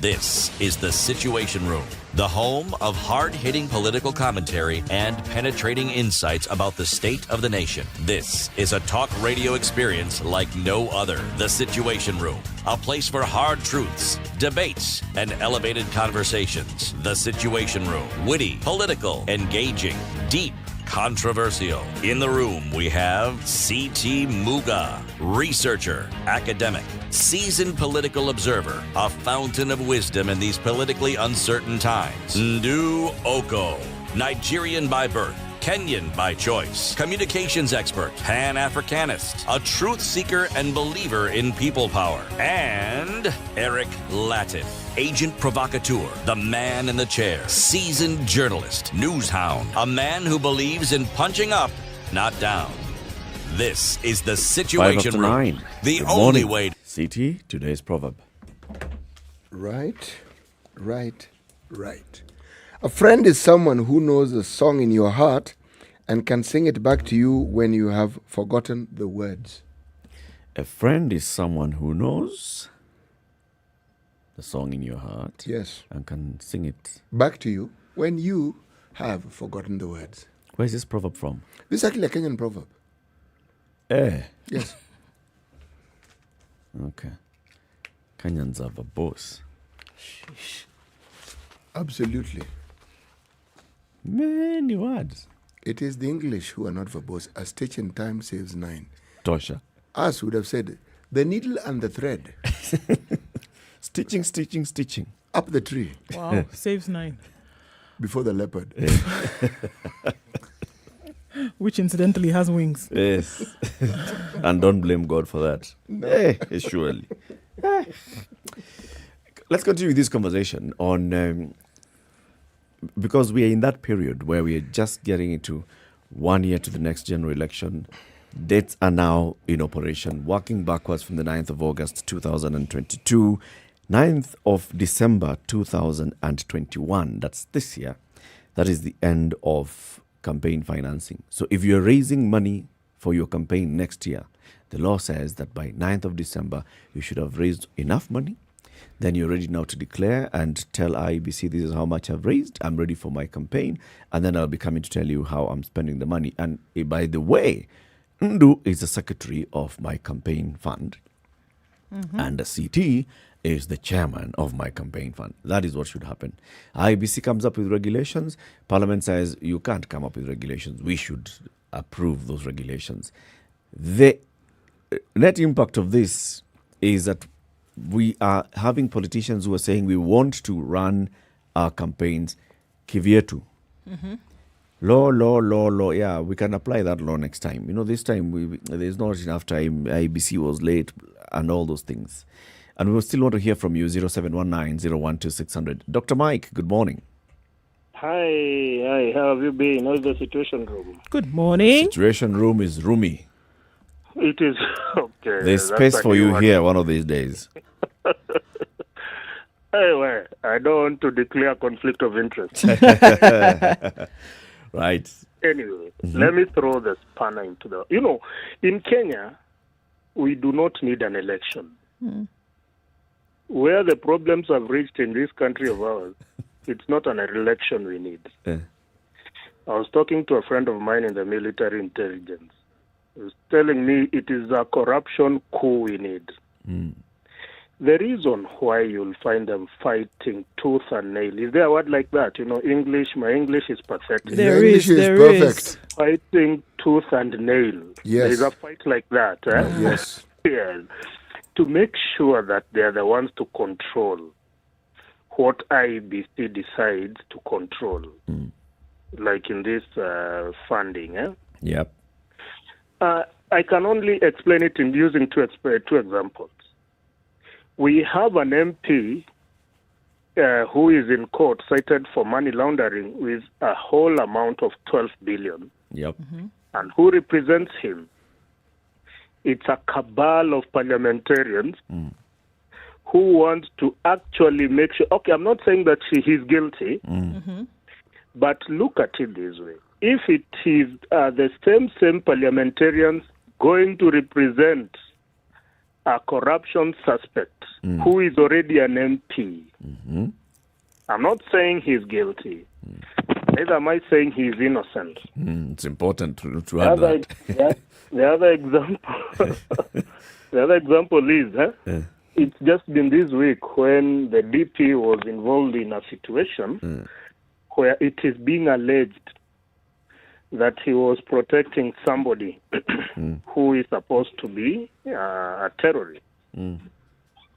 And this person, there was a 15 billion being involved somewhere where the DP was supposed to call someone so that someone gets 15 billion. I mean, you look at all these stories, I can agree with what that friend of mine was telling me. You go take everybody from the most junior procurement person in government to the CS, work around Dani. Let them all come out having declared every single cent to the shilling, both in these the accounts in Kenya and abroad. Yep. And you will see we will pay our 11 trillion in 2 weeks. Yeah. So it is all about protecting corruption. Kenya doesn't need an election. You need a Kenya coup. needs A just corruption one. coup. Needs a corruption coup. Right. And you'll find that we'll just, within a year, we'll do everything that we needed to do in the last 50 years. Thank you so much. Thank you, Dr. Mike. Albert in Kinangop. Yes, Albert in Kinangop. Good morning. Good morning, too. I must say, I like the way you introduce yourself. Okay, I'm keenly following your program. Right. But I was of this idea, and I'm wondering, when will that day come when a child of a peasant wake up and realize his dream of becoming a president? Because when you hear IEBC putting a cap of, say, 4 billion, and I'm like, what? 4 billion is like the threshold for you to now start contending a presidential position. And I'm always asking, it's in public domain that a president in the Republic of Kenya is a civil servant who wants roughly 1.6 M a month. If you multiply times 12 months in a year, times 5 years of his rule, That translates to roughly 96. I don't think it's hitting 100 million. 100 million within a span of 5 years. Yeah. Then, how do you spend 4 billion to get a revenue of 100 million? Who is that naive of that caliber? So it means that IEBC acknowledges there is massive looting, massive corruption. Even the president says they are losing 2 billion. We don't know who are the culprits. Yeah. He might be part of the game, but I don't want to say it's me, but it's my cohort. Yeah. But now you ask IEBC, by just merely putting a cap of 4 billion to go and get a net income of 100 million, it's a mere joke to Kenyans. Actually, this is the way it's supposed to be. It becomes expensive. Let us have a strong party, like the politics of, sorry to compare ourselves, but it's good to compare ourselves to the most developed countries like the United States, whereby they have a very strong Democratic Party, they have a very strong Republican Party. The guy who presents his noble idea gets a whole funding hit from the party, and having like a capping of 4 billion. So I'm very much disappointed by that action by IEBC. Thank you. Thank you very much, Albert. Albert from Kinangop. 0719-012-600. What do you read of this? There's the bids by the IEBC to cap spending in their campaigns, and then there's MPs saying, no, you cannot cap. You are too late. You're time barred. You should have come to us before you went there. So basically, we are staring at a standoff here where people want to spend however much or whatever amount of money they want to spend. Zachary in Nakuru. Hey. Oh, good morning. Good morning. I'm happy. I'm happy to do this morning. I don't know why. I'm just happy. You're just a happy man. Yeah, and I wish you give me a chance to call when that lady, the Safaricom lady, was talking. Yeah. Tell her that M-Pesa and Safaricom is the best thing that ever happened in our lives. Yeah, let us know so, and also Safaricom know that, and it has revolutionized the idea of business. Yeah, they get the message. Sure. Now, let me give you a story. A very short story because actually it is important. Yeah. Many moons ago, a certain guy now who is a very senior person, and I tell you that I come from Gatondo South, so I demand some respect and some fear. Yeah?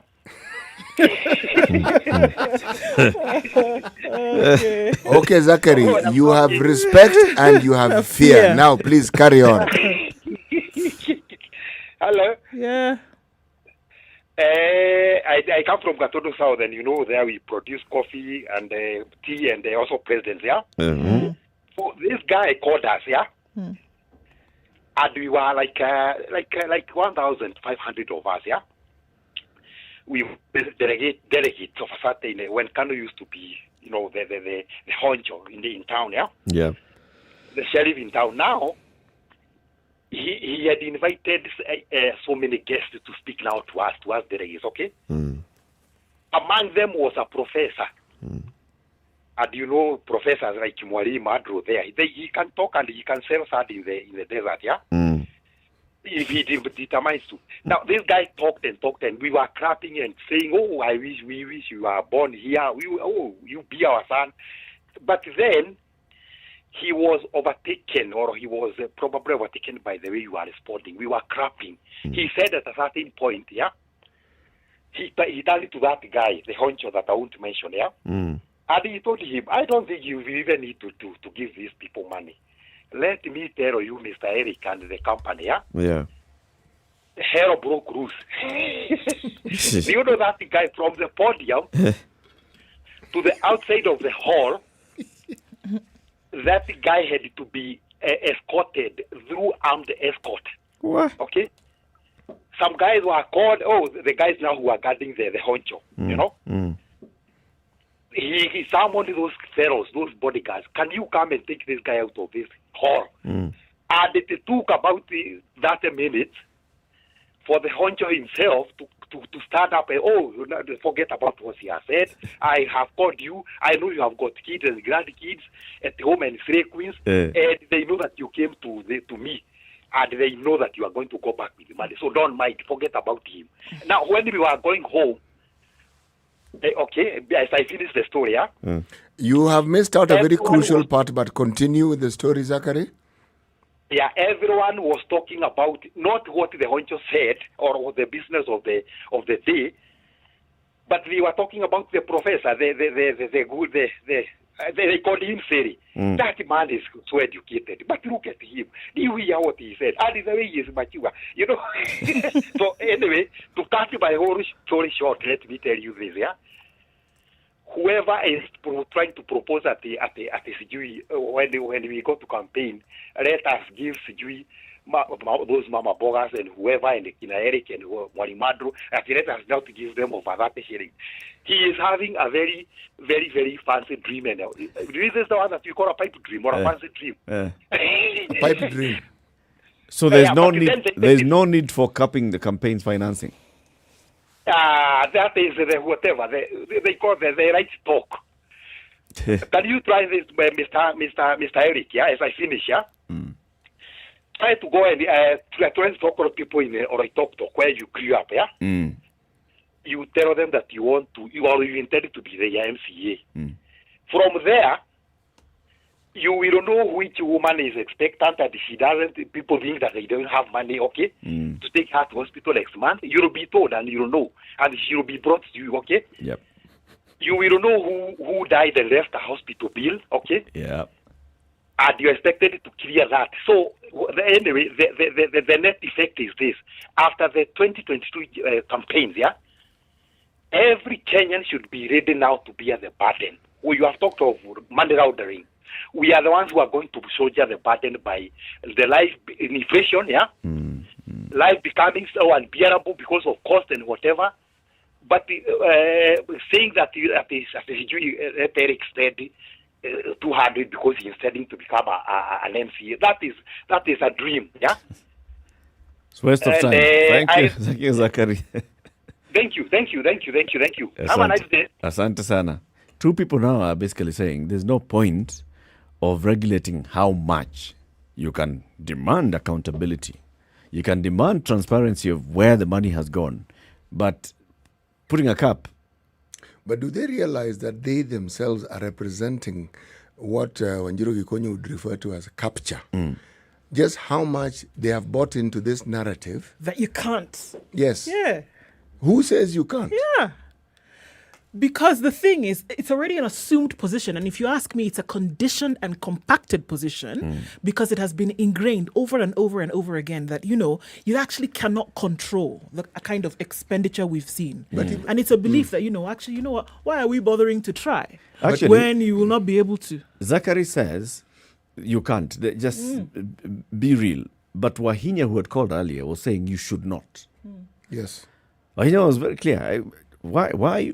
If I have raised 100 million shillings to campaign for an MCA position, and I can come and tell you who donated and how the source of my money, why should you tell me I cannot spend 100 million shillings in a ward? If that's what I want to spend, and it's my money. Yeah, it's my money. If that is what I and my supporters want to spend for this campaign, let me spend it. And you're free to determine where it is I got it from. Yeah. So that you can know exactly my money. I can even tell you what I did with where I took the money. If you are talking about the accepted position when it comes to bribery, the accepted position that is in this country about corruption and the participation in it, no one mentioned this. But there's also the unspoken rule. Who knows? Some of that money might get to me as well. Yes. And so the more people are allowed to spend, the better the higher your chances of getting something trickle down.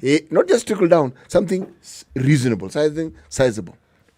And that's the danger of campaign spending.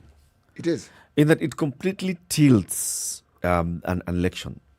It distorts an election. Because there's a lot of money that's awash, and that money then is used to buy voters, it's used to sway people's opinion, because of how people are receiving money or how people are seeing money being spent. That has an impact on the general outcome of an election. Those who campaigned and they were very, they were honest in their campaigns, and they even managed to get people rally people behind them, they just end up being crowded out in the noise. It has been accepted. It's something that every caller who has come, and for everything that I'm hearing, if I distill it, is that it is accepted that a lot of money must be spent in an election. Yeah. So now when you bring in the debate of capping it, there's a question, why? You begin the debate of scrutiny, some will accommodate it and figure it doesn't really matter. But it's not as though our callers do not know what campaign money is used for. People are talking about bribery. No. Let's break down the list. First of all, money is required for you to actually participate as a candidate in a political party. Because you'll require party nomination unless you're going to be an independent. Yeah. Then and you can't just come on the day of the nomination. No. And say, here's my money. No, you have to start, networking with the who's in the party. And networking means that... that is precisely it. It means spending... Don't worry, I'll pay the bill. Yes, I'll sort this out. That's phase one. Then there is talking to influencers, as we now call them, or opinion leaders in the community. All this involves money because they're the people who others will go to and ask, what do you think about so-and-so? Yep. Okay, there's that little detail. Then there is the detail, because somehow politicians believe that you can't be a serious politician unless you have a goon squad around you. Okay? That also costs money. Okay? Then there are now your campaign meetings. All these things involve money. All. Now, you haven't spoken of now talking to party bigwigs so that you can be the sure candidate. And forgetting that there are 5 other candidates who are also vying to be sure candidates. And political parties have never been known to return money. So you'll take from everybody. Especially when you're offering it. They'll take it. And if you don't get it, remember we've heard stories of there being even more than one nomination certificate. Yes. Okay. It means you paid for a certificate. Here it is. Here it is. You also paid. Here it is. How many more one certificates? And you've paid. That's a problem. Yeah. And should you come back and say, did we not give you the certificate? Yes, we did. But I didn't win. No. We were not guaranteeing you being in the position. I'll tell you, I played my part. I did what I needed to do. I think that other guy now went and spoke to a guy who's above me. So, what did you expect me to do? I did everything I could. And in fact, even that guy above me also, I gave him something.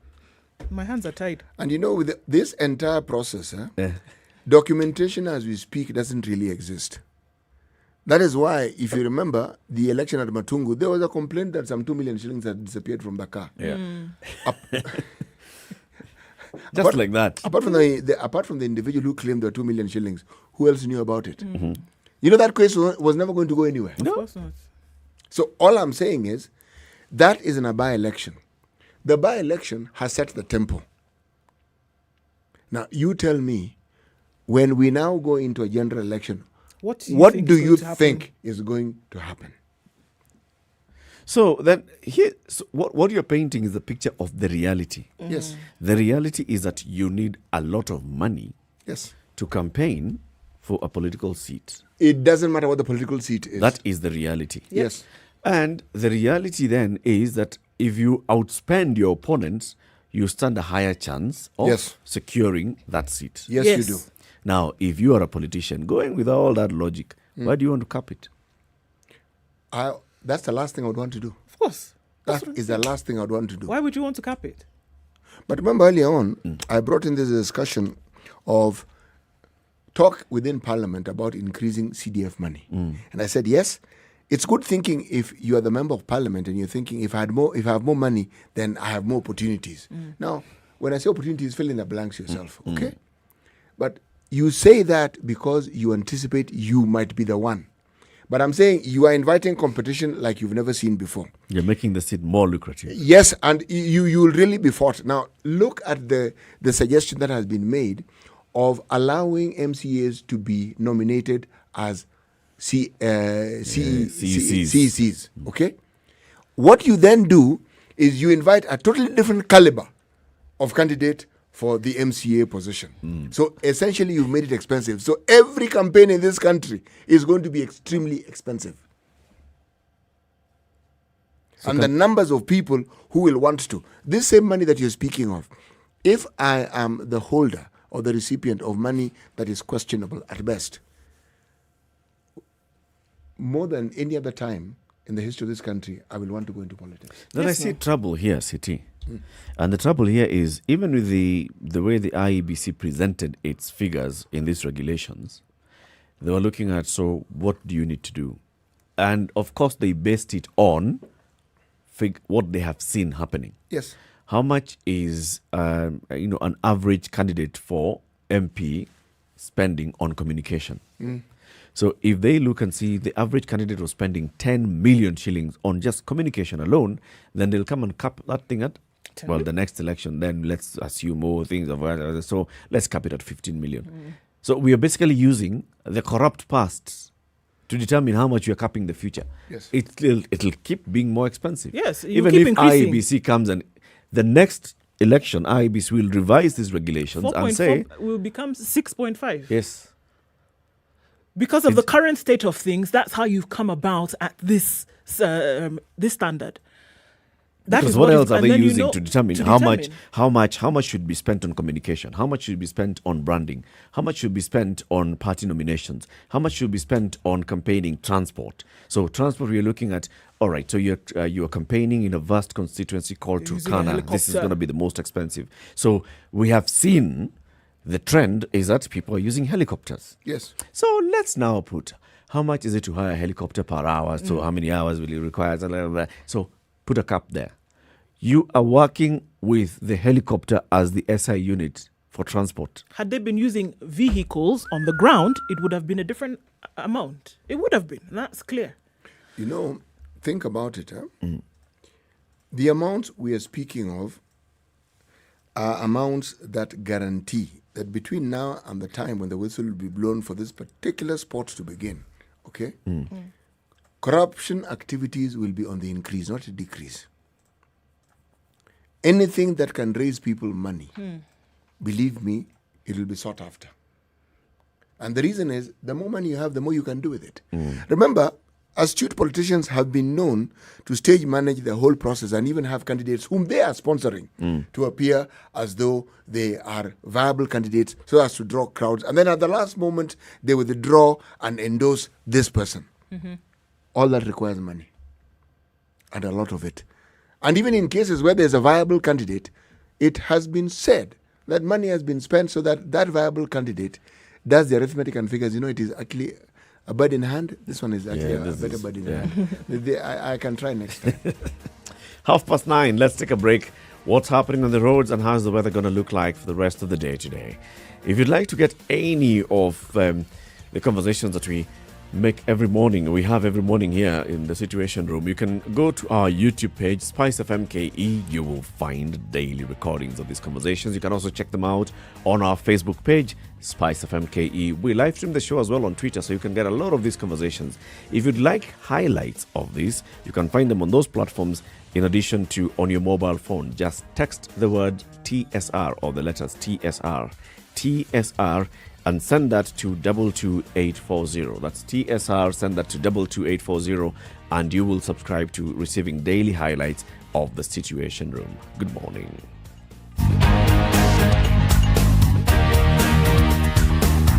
This is the Situation Room, the only way to start your day. Spice up your life. 24/7 around the world, non-stop. This is Spice FM. Hello. Halo, umesikia? Nimesikia nini? Hujasikia habari? Hebu acha nikuambie. Kile kimetokea. Hello? Hello? Hello? Don't wait for hearsay. Dial *550*2# to read the Nairobian e-paper from the convenience of your mobile phone for only 20 shillings from your telecom line, and stay up to date, the hottest talk of town, with no additional charges. Spice FM. It's getting hot in here. oh, everybody steals. It's better a thief who brings something small back. And I say to myself, there's no better thief. A thief is a thief, period. All those bribes, how much they are getting per year, how much inconvenience they are causing, as much as you call it a small case, it's worth it to be convicted. The truth is, we are a tribal nation. Because if we were not tribal, and I want to go back to this, you cannot continue walking around with a mug which is clean outside and it's rotten inside. We have become a fuliza country. We have mortgaged our country because of debt. You've got one chef working and the assistant chef wakati anatakana koroge unga nini hayuko. This is the Situation Room, the only way to start your day. The It's weather raining with parts of Nairobi at 16, SpiceFM. highs of 20 and lows of 13. It's also raining in Nyeri at 14 with highs of 19 today. 22 will be the high in a cloudy Nakuru. We're seeing highs of 22 in a mostly cloudy Eldoret as well. 27 is what the highs will go to in Kisumu, mostly cloudy at 23. Mostly cloudy at 24, going to highs of 27 in Kakamega. Mombasa will realize highs of 28 and lows of 22. It'll also be highs of 28 and lows of 24 in a rainy Malindi. Mostly sunny conditions at 22 in Kampala. 25 is what it is in Dar es Salaam, to highs of 29. Sunny conditions now at 12 in Joburg, highs of 21. 29 will be the high in Lagos. Continues to rain at 25. Mostly cloudy conditions in Kinshasa at 23. Looking out into Beijing at 29. That'll be the high for today, coming down to lows of 23. It's sunny at 16 in Paris, highs of 30, highs of 23 in London, and it's cloudy at 18. It's really warm in New York at 25. Today we'll see temperatures of 34 at highs and lows of 25.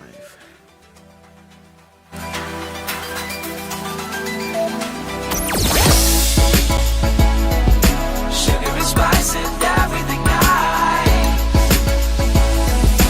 SpiceFM. Spice up your life. All right, still looking at a few traffic situations, especially North Airport Road. This is what happened in the morning on Gong Road, and it still continues to be an issue. About an hour ago, a student was killed on a hit-and-run accident between the Met and Lana School, and because of the construction on the road is not as pliable as we'd like it to be. That happened this morning. Still seems to be an issue there. Thika Road shenanigans today, that there is traffic all the way from the acceleration lane at Roysambu headed to Githurai, avoiding the traffic that is being caused by the building of the BRT station just down the road. So that's what's causing the drama on Thika Road, and it looks like it's going to be there for some time. Apart from that, everything else seems to be moving along just as it should. We'll keep an eye on things though. SpiceFM KE through the day, text 40127. Spice FM, Nakuru. Mature, intelligent talk every morning. Spice up yourself.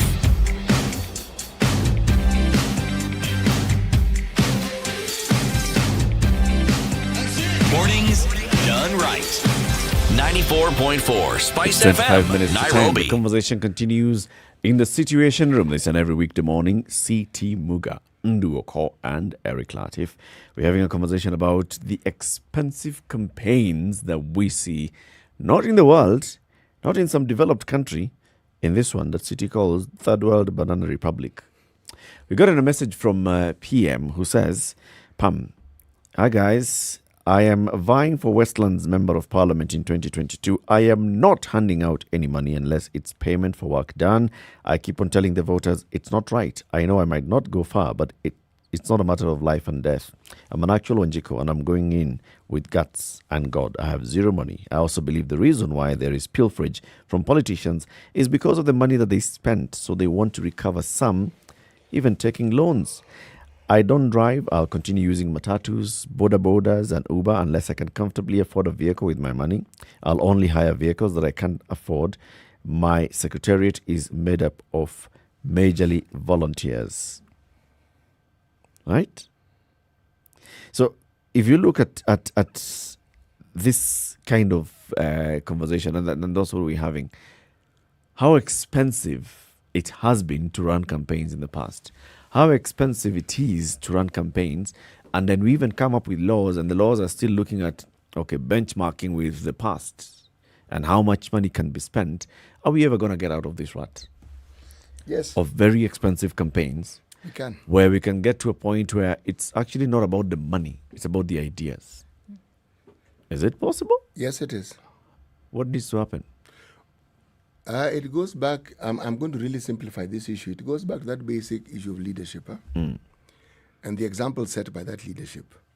You see, in the era that beginning 2002 up to now, there's ample evidence to show what can happen when the leadership is actually focused on what they want to get done. It's not as though corruption will disappear, but it will dissipate significantly. It's not as though systems will not work. There will always be those who are trying to interfere with it, but you will actually see evidence of it working. That's what I mean. That the government can actually set in place their proposals and their ideas and their plans, and you actually see them coming into fruition. That the citizenry can actually trust that what I have been told will happen, will happen. You know, my biggest beef with everything we discuss here, or the outcomes, is the eroding trust that the citizenry has been burdened with. It's not as though the citizenry went looking for it. Everything we're talking about, the disenchantment we have with the politicians, the idea that it is okay if people bribe, that is a consequence. It's not as though people decided we are going to be accepting these things, but you get to a point where you realize this seems to be the constant reality that I have to face on a daily basis.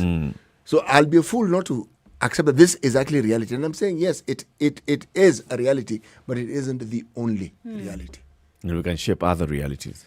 Because those other realities actually exist. Because the bulk of Kenyans in this country go about their business without bribing people, stealing money from the coffers of government. No, they just live within their means. They use what they have at their disposal. They manage that. That's what they do. But it's not insisted on as a proper way of life.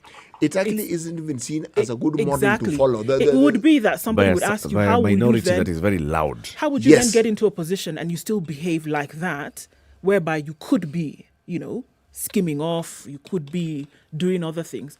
And so I think what needs to happen is that there must be this, because isn't it weird that the alternative right now is actually following this straight and narrow, as it were.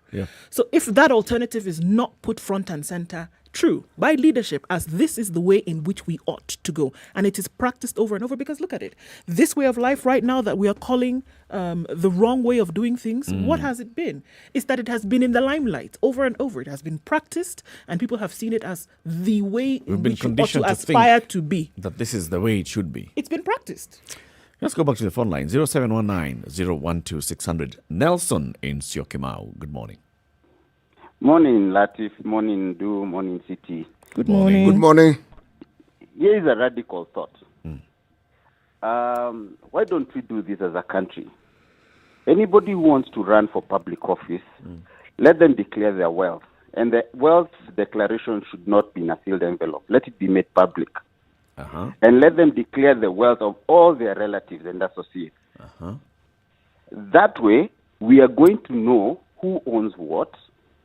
And when they come out of office, we will know whether they were corrupt or not. And also, it will encourage only those people who are clean and willing to expose themselves to the public run for office. Those who are willing to be, open to public scrutiny.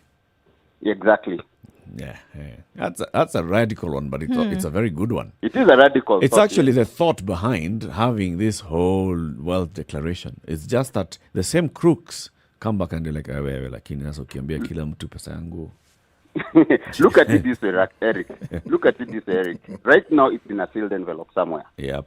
Nobody knows what those people declared. For all we know, it could be an empty fool's cup. The other thing is also self-declaration. If I come and say that I'm worth we see this with all these commissions, when they're being vetted by Parliament, they say how much they're worth. Cabinet secretaries, principal secretaries, ambassadors, commission members. They come and say, I'm worth 12 million. It is in form of vehicles. I also have a shamba. It is what they're telling us. True. Could be a lie. But my suggestion is exactly it could be a lie. But once we make it public that it's all out there, and even take it a step further, that even their bank accounts are publicly available. They are available for public scrutiny while they're in office. Yeah. One, you'll get rid of corruption from day one. You'll get rid of corruption because they have to account for every cent that goes through that account. Good point. Thank you, Nelson. You're welcome. Have a good day. You too. Let's go to Mombasa. Ali, good morning. Good morning, Eric, you, and Vicky. Good morning, Ali. Good morning, Ali. It's a long time I haven't talked to you, but I'm always listening to the best radio station in the country. Santa. The one that teaches me a lot. That's why sometimes I keep mom listening. They say always when you have ears, you become a good learner rather than having mouth. That's true. Now, my point is very simple. The IEBC is getting expenditure to the so-called elected leaders.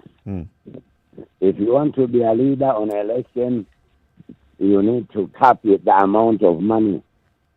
Why can this IEBC cap the issues that leader Eric or Ndu or Sisi want to be our governor? It should be kept on talking, not abusing. Ndu Uko, you are not married, you cannot be my governor. No. Eric should be talking about, if I am elected as a governor, I'm going to promise to do A, B, C, D, and these are the way I'm going to do it. Rather than taking money. There is a friend of ours who has talked about somebody earning less than 100 million in a year and being given 5 billion to spend as a capping.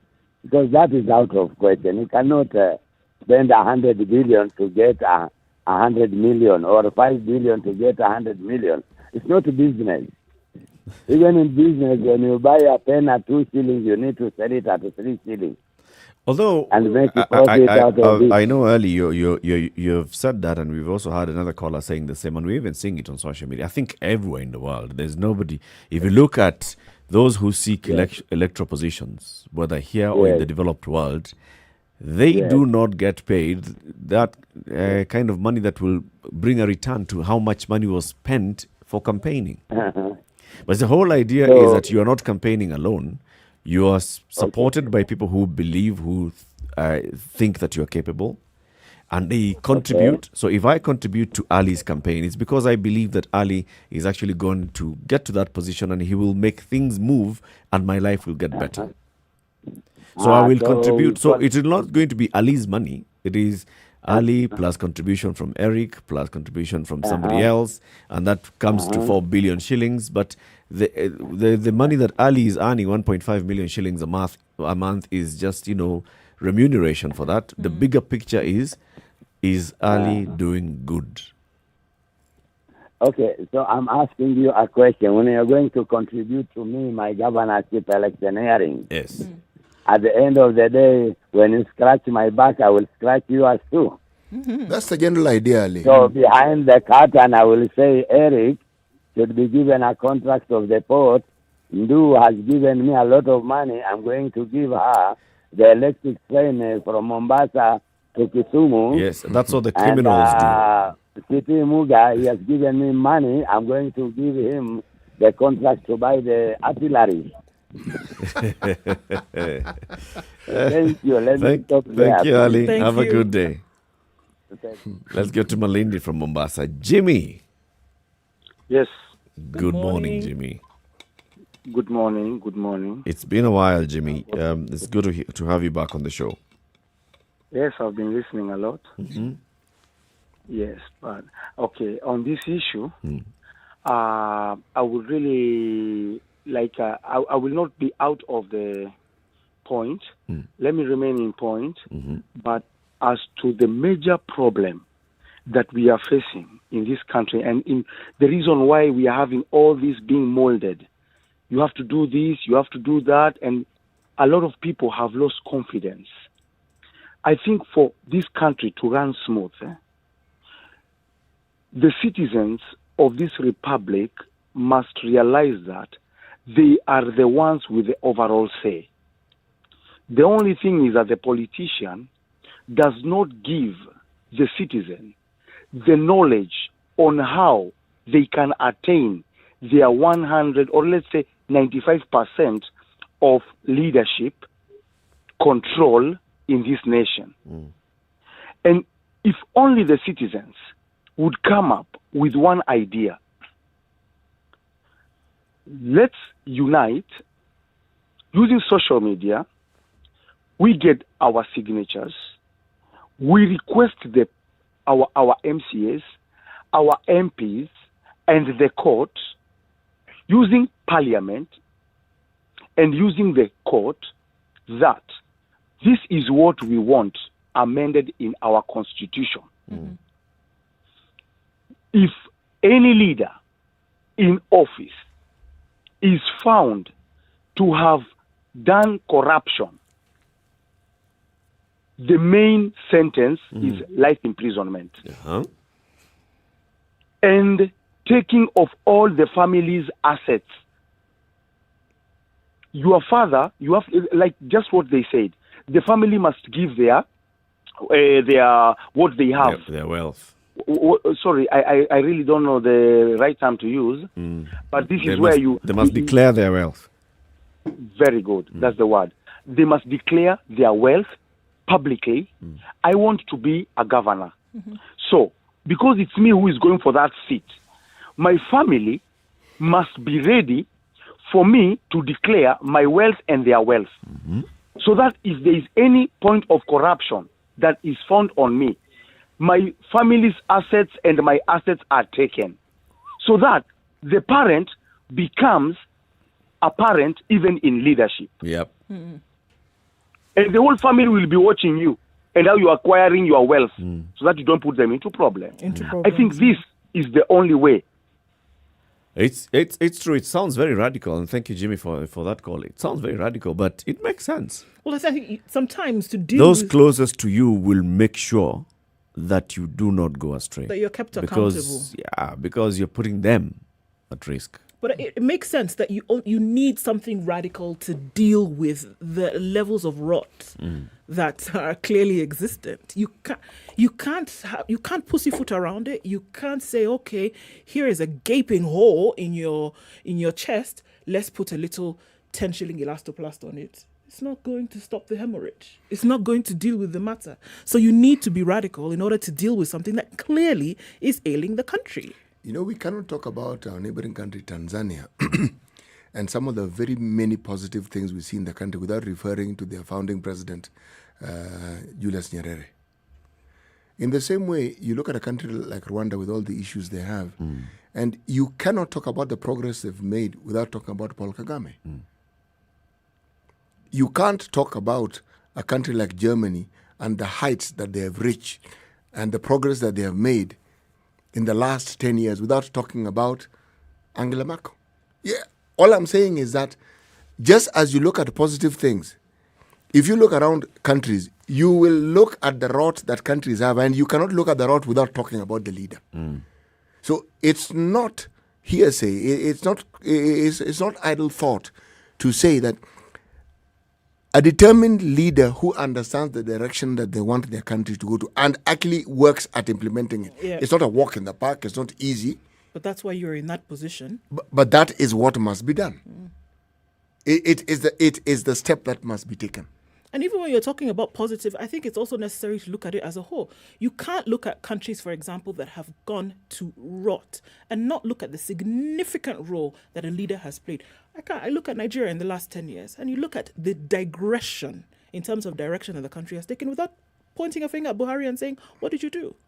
What did you do or not do?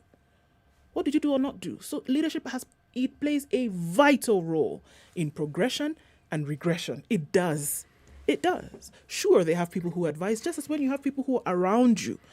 and pointing in ways in which you can develop, they can also be attributed the merit. Same thing. You're going backwards, the people around you also can also be attributed the demerit. And you know that when you talk of leadership, my mind often rushes towards political leadership.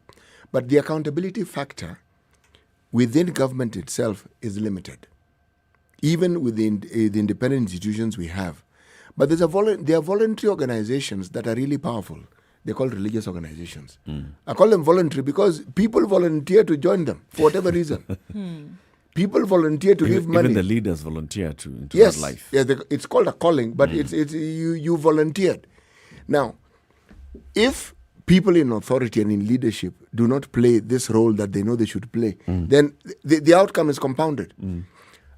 I still insist that religious leaders don't stand up to the rot we have in the society as much as they can and they could and they should. For them, it's actually a mandate.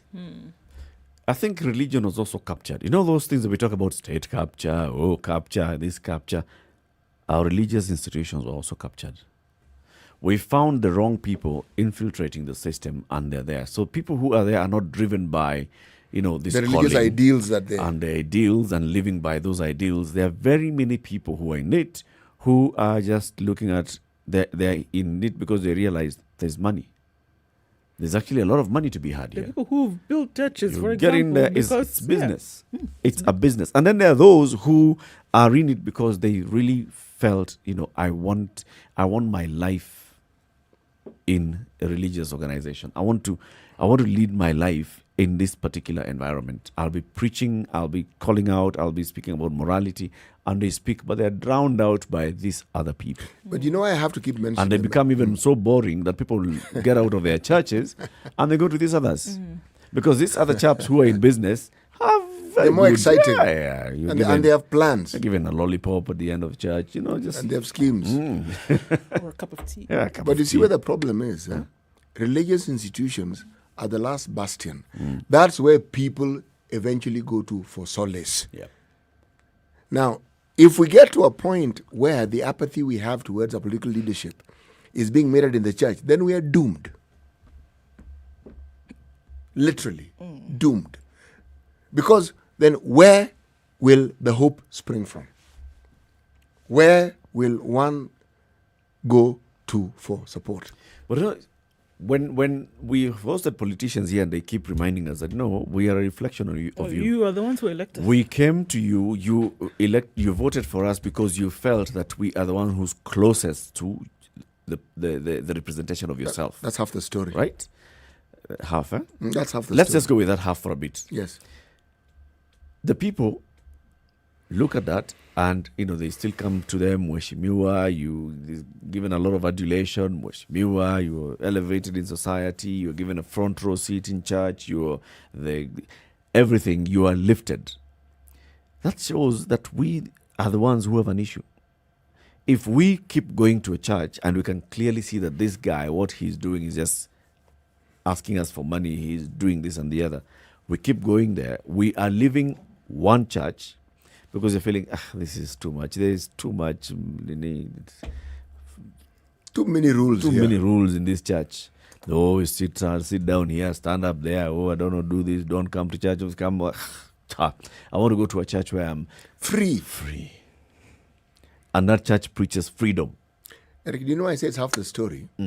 Whenever we talk of leadership, at whatever level, the reason why you choose leaders or you gravitate towards them is for the reasons you've mentioned, but also so that they can set a path for us, so that they can lead and take us to heights and places that we ourselves cannot get to. Leadership is not about being like us. If you want to be like us, then don't be a leader, just be like us. But the moment you aspire to leadership, it means you want to put yourself in a position where you are not a reign leader only, but you are beating a path that other people can follow. Leadership is about that. Ensuring that things that require sorting out are sorted. Why do people come to you? In Kenya, why do people call you Mzee? The moment you're called Mzee, by the way, you've been given a title and a function. Now, the next step is... People come to you with what they've already prescribed as the leadership they want. I want you to lead me in this direction.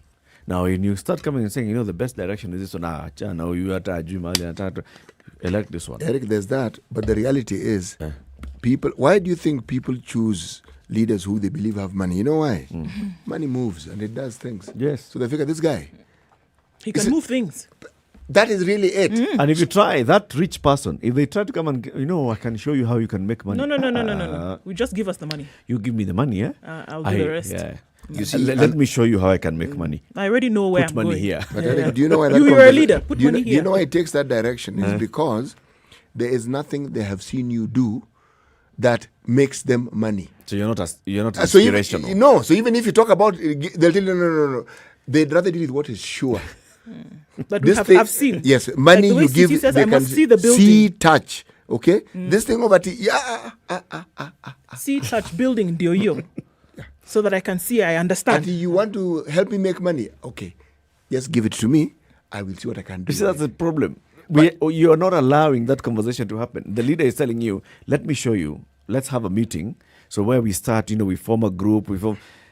Tuliitwa mkutano akatuambia tuform group. Alafu tukaenda nyumbani njaa. What do you expect?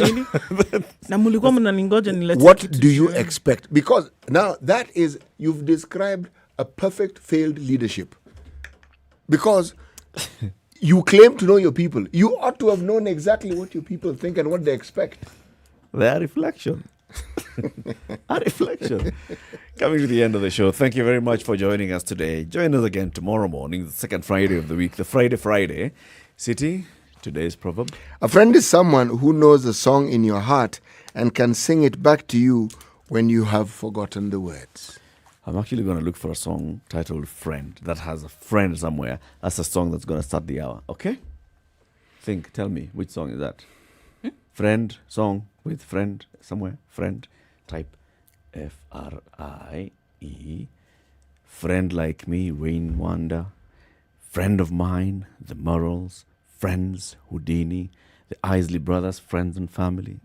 From a Distance. That one is a friend, Kweli. And there's some sisters also who used to sing in those days. Who used to do Friends? Yeah, they also sang a friend song. Okay. They sang a friend song. I can't remember what they were called, which sisters they were. Let me do this one by Wayne Wonder, a 90s song, right? To be starting the hour, okay? Asante sana for tuning into the Situation Room today. Join us again tomorrow morning. You have some good music, starting with this one, Friends by Wayne Wonder after the news. And then more music until 11 o'clock when Yolanda and DJ Absolute will be here. Sugar and spice and everything nice. That is what we are here at SpiceFM. Adults in the Room will be here late at night. And before then, you have Monique taking you home on Spice Drive. Good morning. It's now 10 a.m.